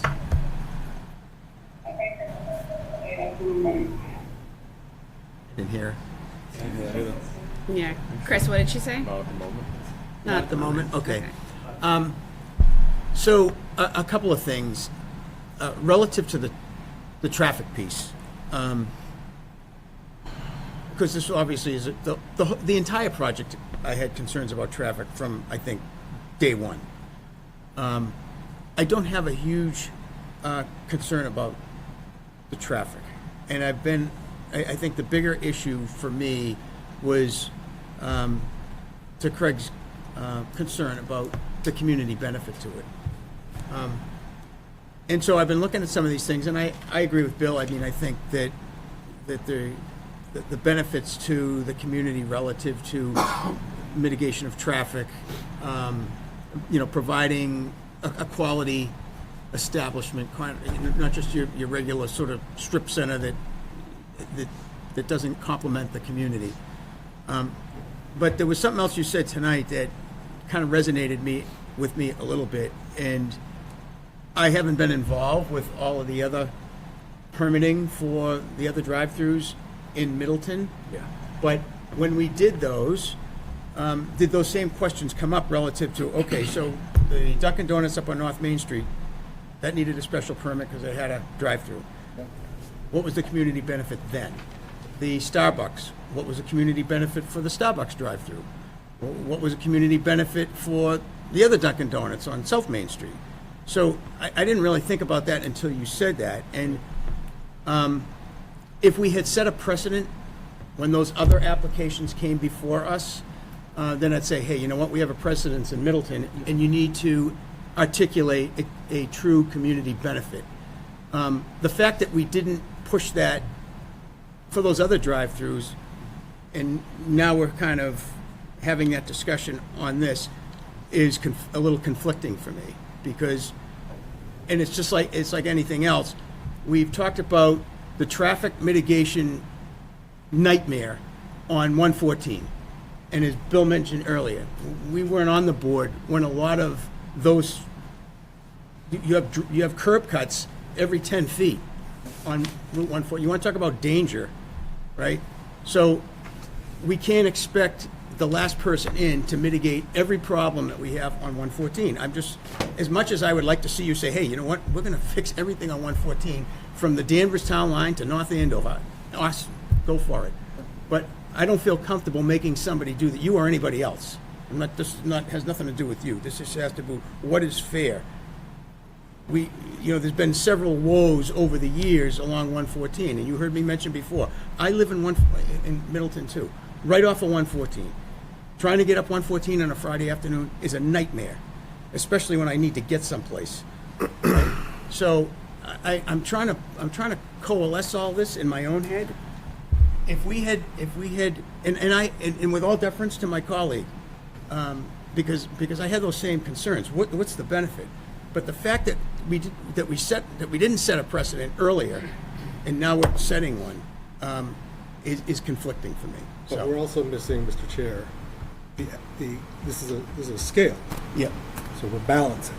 Yep. So his problem with this application is that the scale of adverse effects, the side of the scale with adverse effects, is stronger than those other projects you're referring to. So he needs to outweigh those benefits with a community benefit.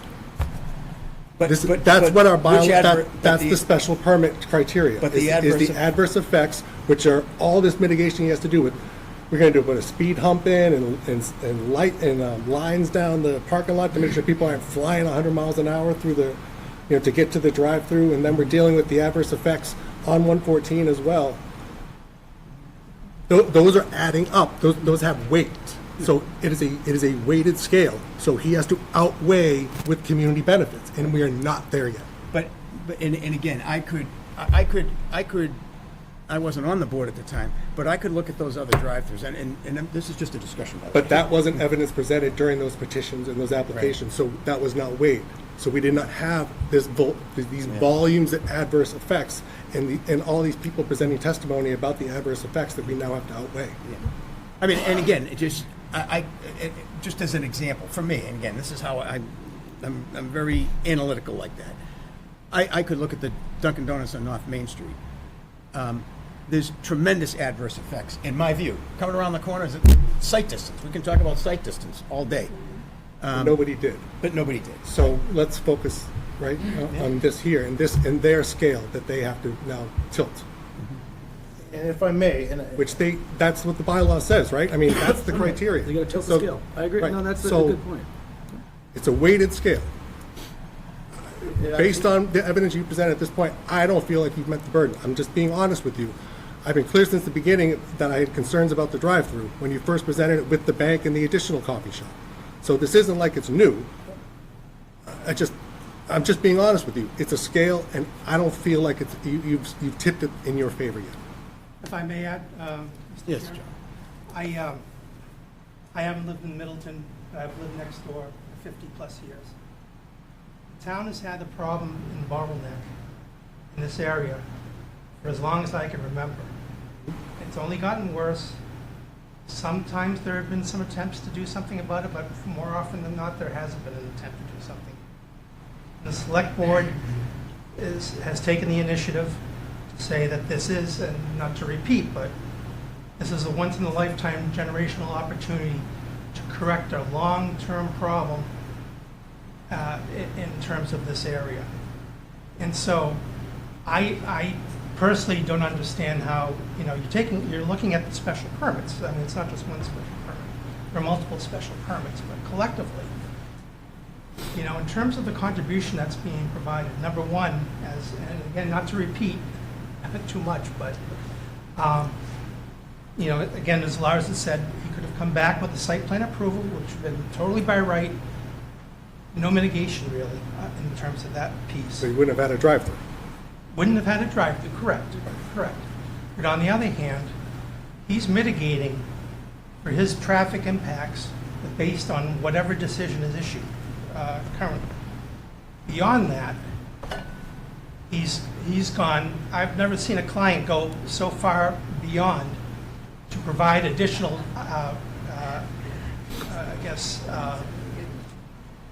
in terms of improvements beyond what's required to mitigate the project. So again, that's over and above, and that's where the easements come in. Number three, Lars is creating an opportunity for this town to leverage his project to get the town $2.5 million in grant funding to further improve the site. I can't, to be honest with you, I can't imagine how the benefits do not outweigh the potential impacts of the traffic, especially when you've heard the peer review consultant indicate that the traffic is being adequately mitigated.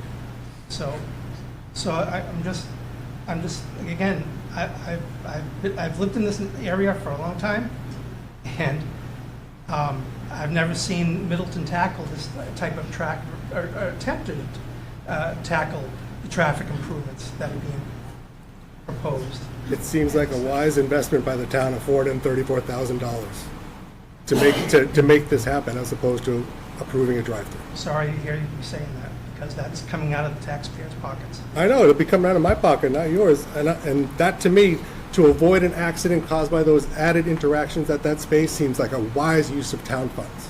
Well, I'm not sure your traffic peer review engineer agrees. Jay, I want to go to Jay for a second. Jay, do you have any opinion or discussion that you can offer here? No, I mean, look, this is a purely local policy-making decision here. I do horse trading all day on these kinds of permits all the time. So there's nothing, the direct line thing, it's a legitimate argument. Logic, it follows logic. It has, is there anything beneficial about a drive-through aside from the fact that people like drive-throughs? The precedent stuff is important. It's not particularly binding, but boards do operate on how they operate. I do think there's two issues here, though, right? So the issue on the detriment, on the special permit standard, is more along what John is just saying. That's an interesting debate, back and forth. Does the mitigation help you in that balancing test? The issue on the benefit, which is a more particular special finding, is another question here. Now, I can't sit here. I can add up dollars and cents if Justin comes to me tomorrow and says, how could we replicate the $2.5 or $3 or $4 million worth of benefits we're getting here? But wait a minute, we could pay the $434, still apply for the grant, and still get the $2.5 million. So that's not tied to his drive-through. Well, right? Not directly tied. Nothing. But None of it's tied the to the drive-through is a drive-through. special permit specific to that Hold on. use. Hold on. I don't know what the scoring is going to be for the grant.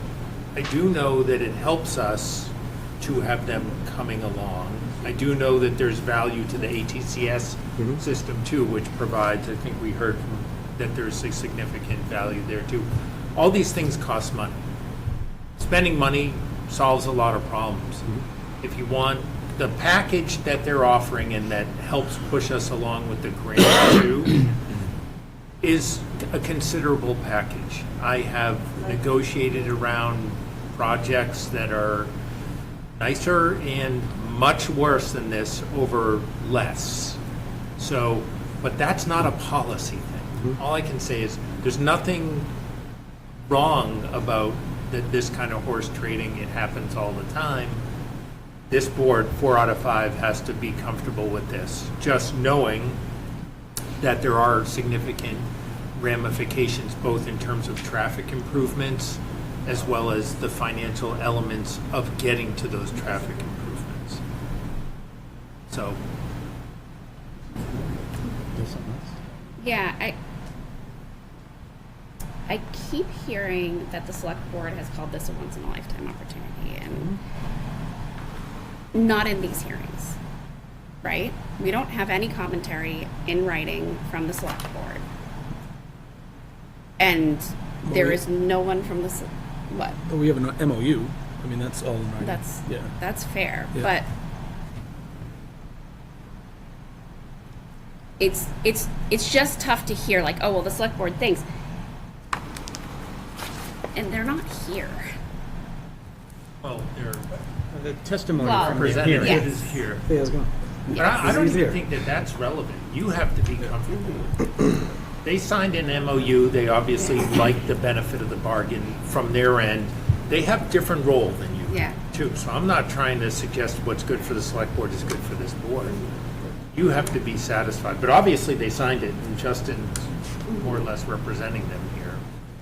They thought it was a good exchange from their end, but they have different interests. They are looking at a bigger picture stuff.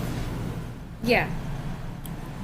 Would it make sense to start to get some commentary? Yeah, well, Can I also, let me just suggest something in the interest of time and also for Lars's benefit and everyone that has to drive somewhere tonight. I'm fine, I drive late at night all the time. If you close the hearing on the residential, you have 40 days to issue a decision. You have all the evidence in. Whether or not ultimately you need to work on some language to accommodate this discussion or not, you can do. You're obviously going to continue the hearing on this because there's still a lot to discuss. And there may be more info that Lars can provide to help and aid in that discussion. I think procedurally, not just because I'm trying to get out of here, that it makes a certain amount of sense I think we have all the evidence we need. We're now just tweaking provisions of section 16 of the conditions of the 40B permit.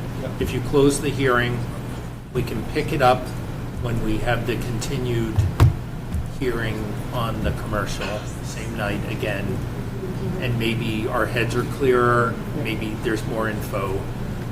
That's just a suggestion procedurally, so that we're not feeling at 10:30 I have one at other night. question. In addition to the drive-through, what other, and I think all the members are in agreement with that. I think we can do that. And in a moment, I'll accept the motion that we close the public hearing on the 40B residential piece. But were there other aspects of this project that we needed to discuss tonight beyond the drive-through?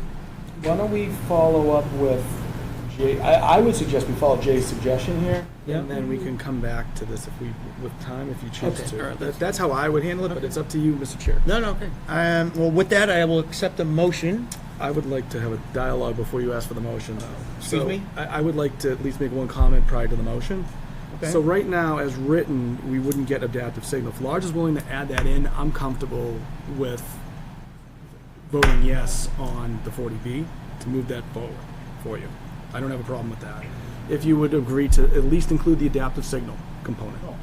The whole spirit of the discussions. I hear you. Just in what we've heard from the residents here today, I know what we've discussed. I mean, I have to look at, obviously the citizens and what they're saying too. From my perspective, I hear it. It's just a difficult sell. And I think I was pretty consistent early on. I know that we kind of diverged. I thought that we would get there with the drive-through, to be honest with you, but it doesn't sound like that's going to happen. So, just being a realist here. But if that's where you stand on it, I mean, the town has other options. We could go after bottleneck grants that would fund that. I mean, that is definitely a possibility for us to move after, right? I mean, that's short-term implementation type thing. There's other options and avenues for us if we choose to do that. And then other avenues, obviously, with us maybe going with the taking for the easement. So, I mean, we have other avenues, so, I'll be honest with you, I thought the adaptive was part of the residential piece myself. I thought that was in there. I can understand Lars's position. It's a significant investment. But I actually thought that was in. That's why I'm glad you actually went through there, because the I double would have check. been shocked The double that check. Yeah, I it thought we wasn't removed there. it and that was covered. Oh, I but thought we were talking about just the other improvements, but I understood. And again, I think I also thought we might get there with the drive-through as well. I don't see the huge impact. I can understand what Craig is saying, that there's a scale and you have to do that. From an impact standpoint, traffic impact standpoint, I don't see it. Maybe because this is what I do all day long.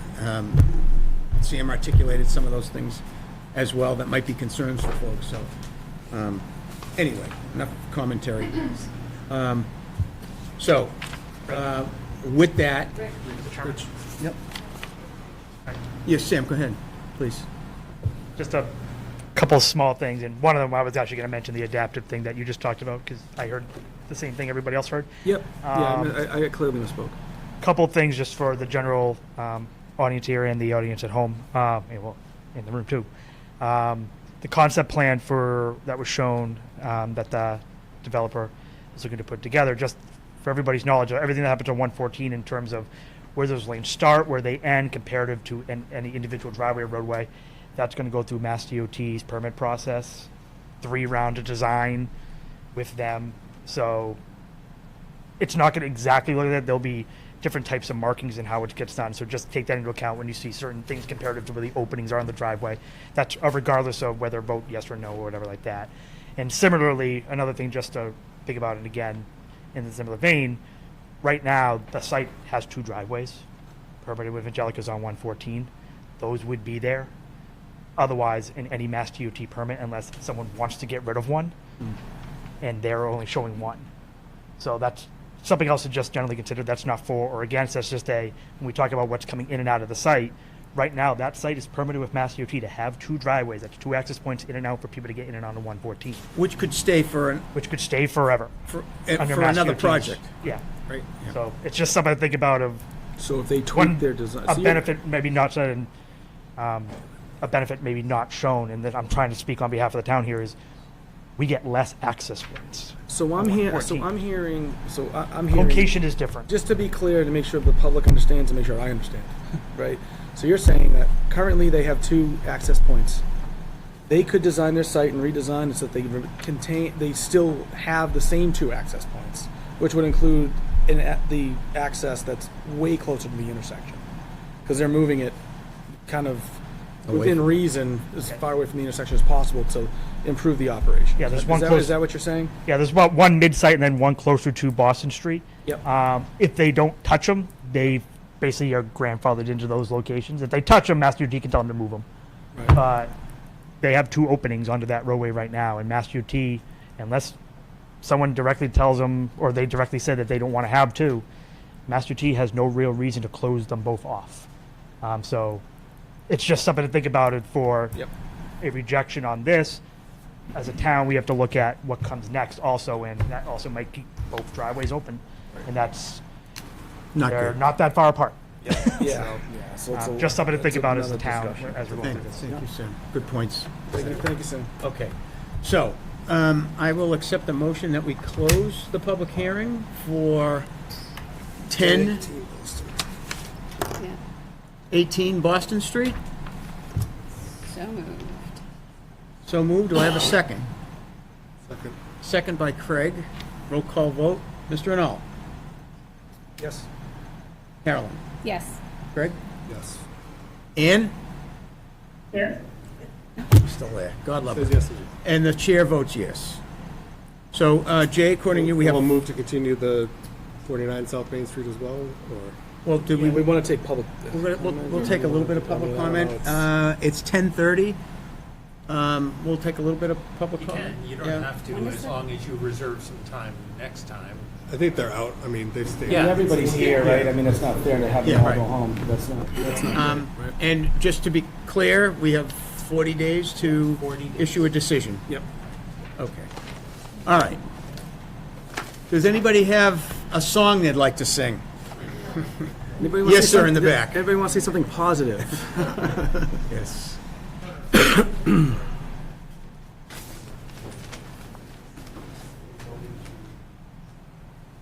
I'm Richard Andriucci. I live at 77 Rowell Lane.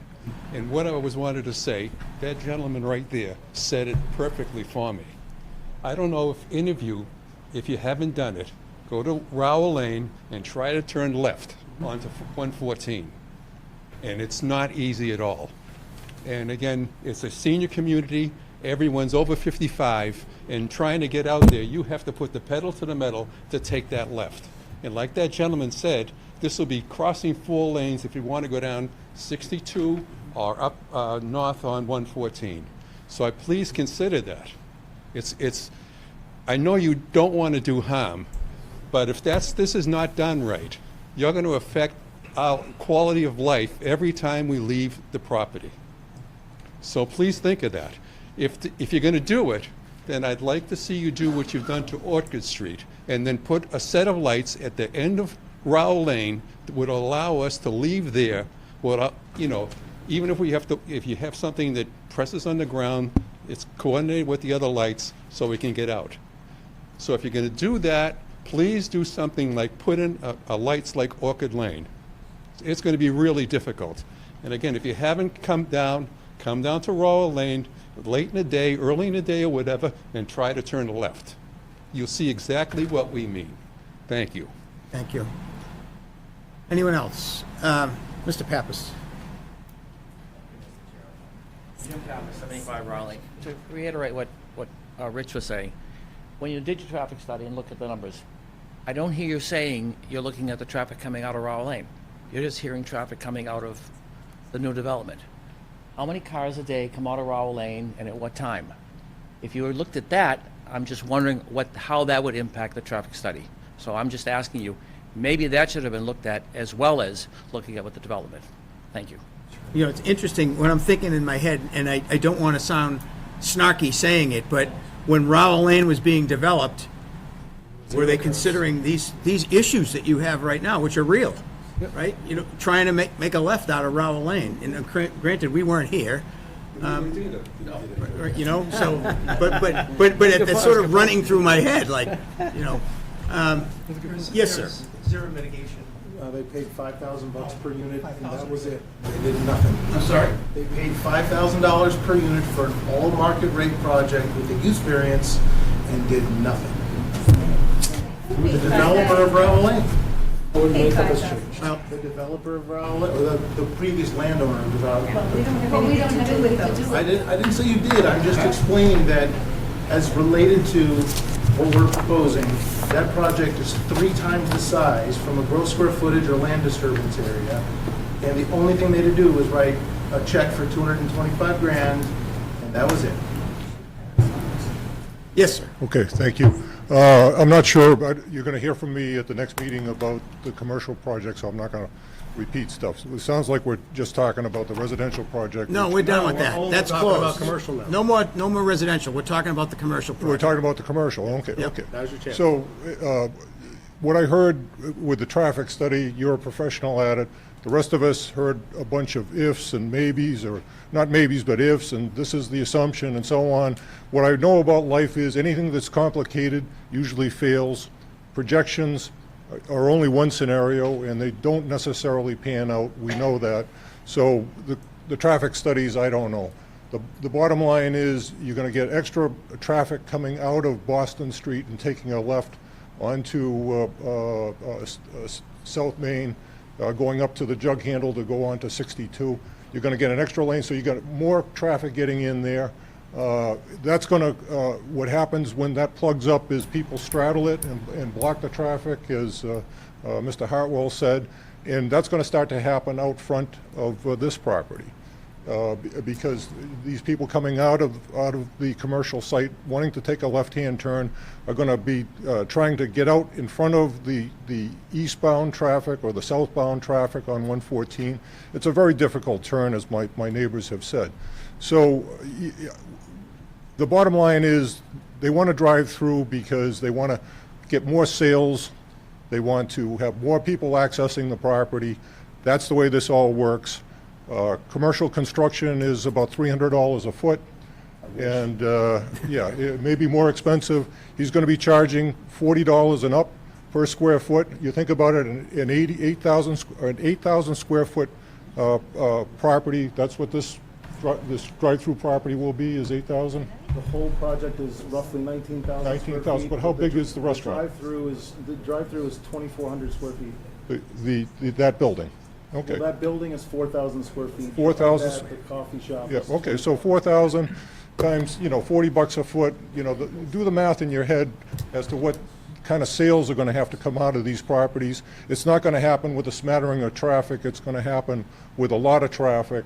I don't know about the functionality and the feasibility of this whole thing, because functionally, it's only going to be the people coming southbound or eastbound, I don't know, whichever you're going to call it. The people coming from North Andover towards Route 1 are going to be the people using this site. People are not going to want to take a left-hand turn across that lane to go into this site most of the time. So it's a traffic nightmare. I think that, in terms of the drive-through, it just doesn't work for us.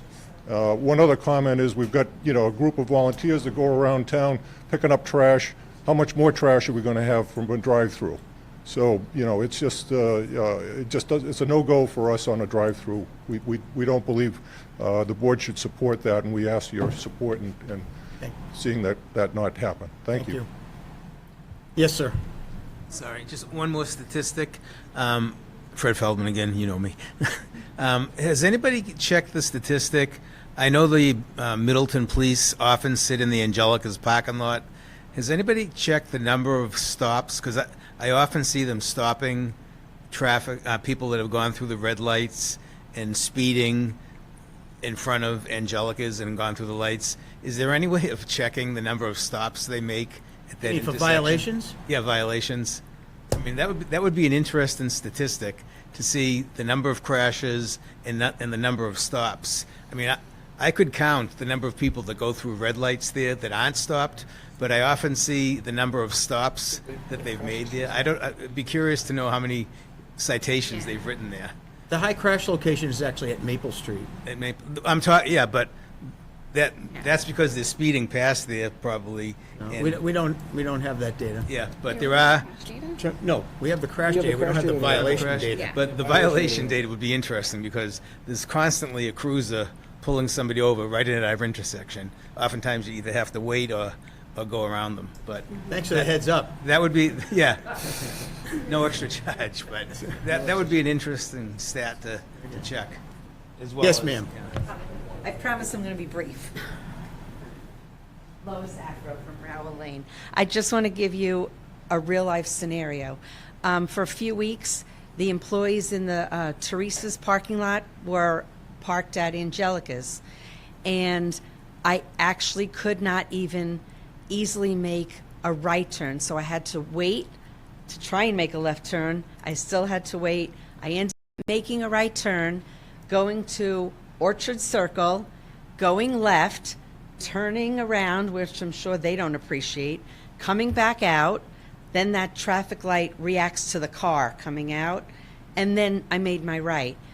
I also I walk every day. I make a point of like watching this, and a lot of people in my neighborhood had to do the same thing as the little shuttle bus was dropping employees off and they were coming out of their cars. So Angelica's lot has been empty for a while. So that's not the real world. But here was just a little example of cars that were just leaving, maybe 4 or 5 cars at a time. I could not make a left. Do you want the traffic pattern to start going right, turn around at the light, turn around in Orchard Circle, come back out? It's something that nobody's addressed in all the traffic studies, but it's actually a reality. I've had to do it, and I've witnessed people doing it, and that's just with a trickle of cars. So if that's what I have to do to feel I'm going to be safe, that's what I'm going to do, but Orchard Circle's not going to be happy, and I don't know how it's going to impact everything else, and that's all. I want to say a lot more, but I'm not. I'm tired. Thank you. Thank you. Anyone else? Yes, ma'am. I'll be last. What did she say? She said she'll be last. Should be last. My name is Norma Andreucci, 77 Rowell Lane. When you commented earlier about not being here when Starbucks went through and other drive-thrus got permission, I thought about, well, what's the difference between where Aroma Joe's is, Starbucks, Dunkin' Donuts? This is a community that we're talking about. We're talking about people, adults, children living there, and then we're talking about them walking along this lovely pathway that we saw, and all these cars going in and out, in and out.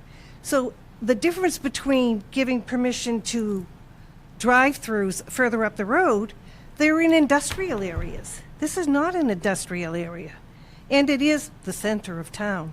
I mean, I lived in Boston before I came here. I have a hard time believing this is the center of town. But it seems to me that it's more permissible there because it's not going to endanger anybody. Here, you've got people, and I don't think it's as safe. So, I mean, I'll speak for myself. I live on Peasley Circle, Middleton. Okay. I know. Off River Street. I know where it is. your claim about it being an industrial area, I walk, and there's no sidewalks on River Street, they're sporadic, right? So I take my life in my hands until I get to 114, and then I walk along the sidewalk. So, I mean, I can understand that Rowell Lane is a community and all that, but at the same time, we're all citizens, we all use the town to its extent that we can, right? You know, Right, whether but I'm you- not talking about Rowell Lane, I'm talking about the new community. You know, the 60 units.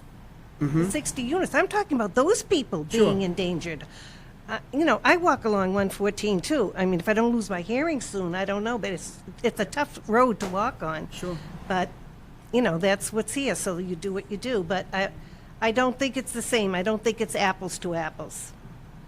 Thank you. Anyone else before we go? Okay. With that, I will accept the motion that we continue the public hearing for 49 South Main Street. Mr. Chair, before you do that, a real quick procedural formality. Sure. I just need a motion invoked by the board to require another $4,000 peer review submission. The applicant's already provided it, to expedite everything to their credit, but the finance director needs this as part of their procedure. So the Okay. motion is to require another $4,000 to the peer review. To accept. To accept, all right, so I'll accept a motion that we accept the $4,000 for an additional peer review. So moved. So moved. Do I have a second? Mr. Hartwell seconds it. Roll call, Mr. Renault. Yes. Carolyn. Yes. Mr. Hartwell. Yes. Ms. Cody. Yes. She's still awake. She's still awake. Still with us. And the chair votes yes. With that, I will accept the motion that we continue the public hearing for 49 South Main Street to our August meeting. When's our August meeting? So moved. 22nd. So Moved and second. Roll call vote. Mr. Renault. Yes. Carolyn. Yes. Mr. Hartwell. Yes. Ms. Cody. Yes. She said yes? Excellent. Wants to continue? Okay. Good. With that, I'll accept the motion to adjourn. Craig seconded it. Sorry? So moved. So moved. All right. Roll call vote. I don't think we have to. All right, without objection, we're adjourned.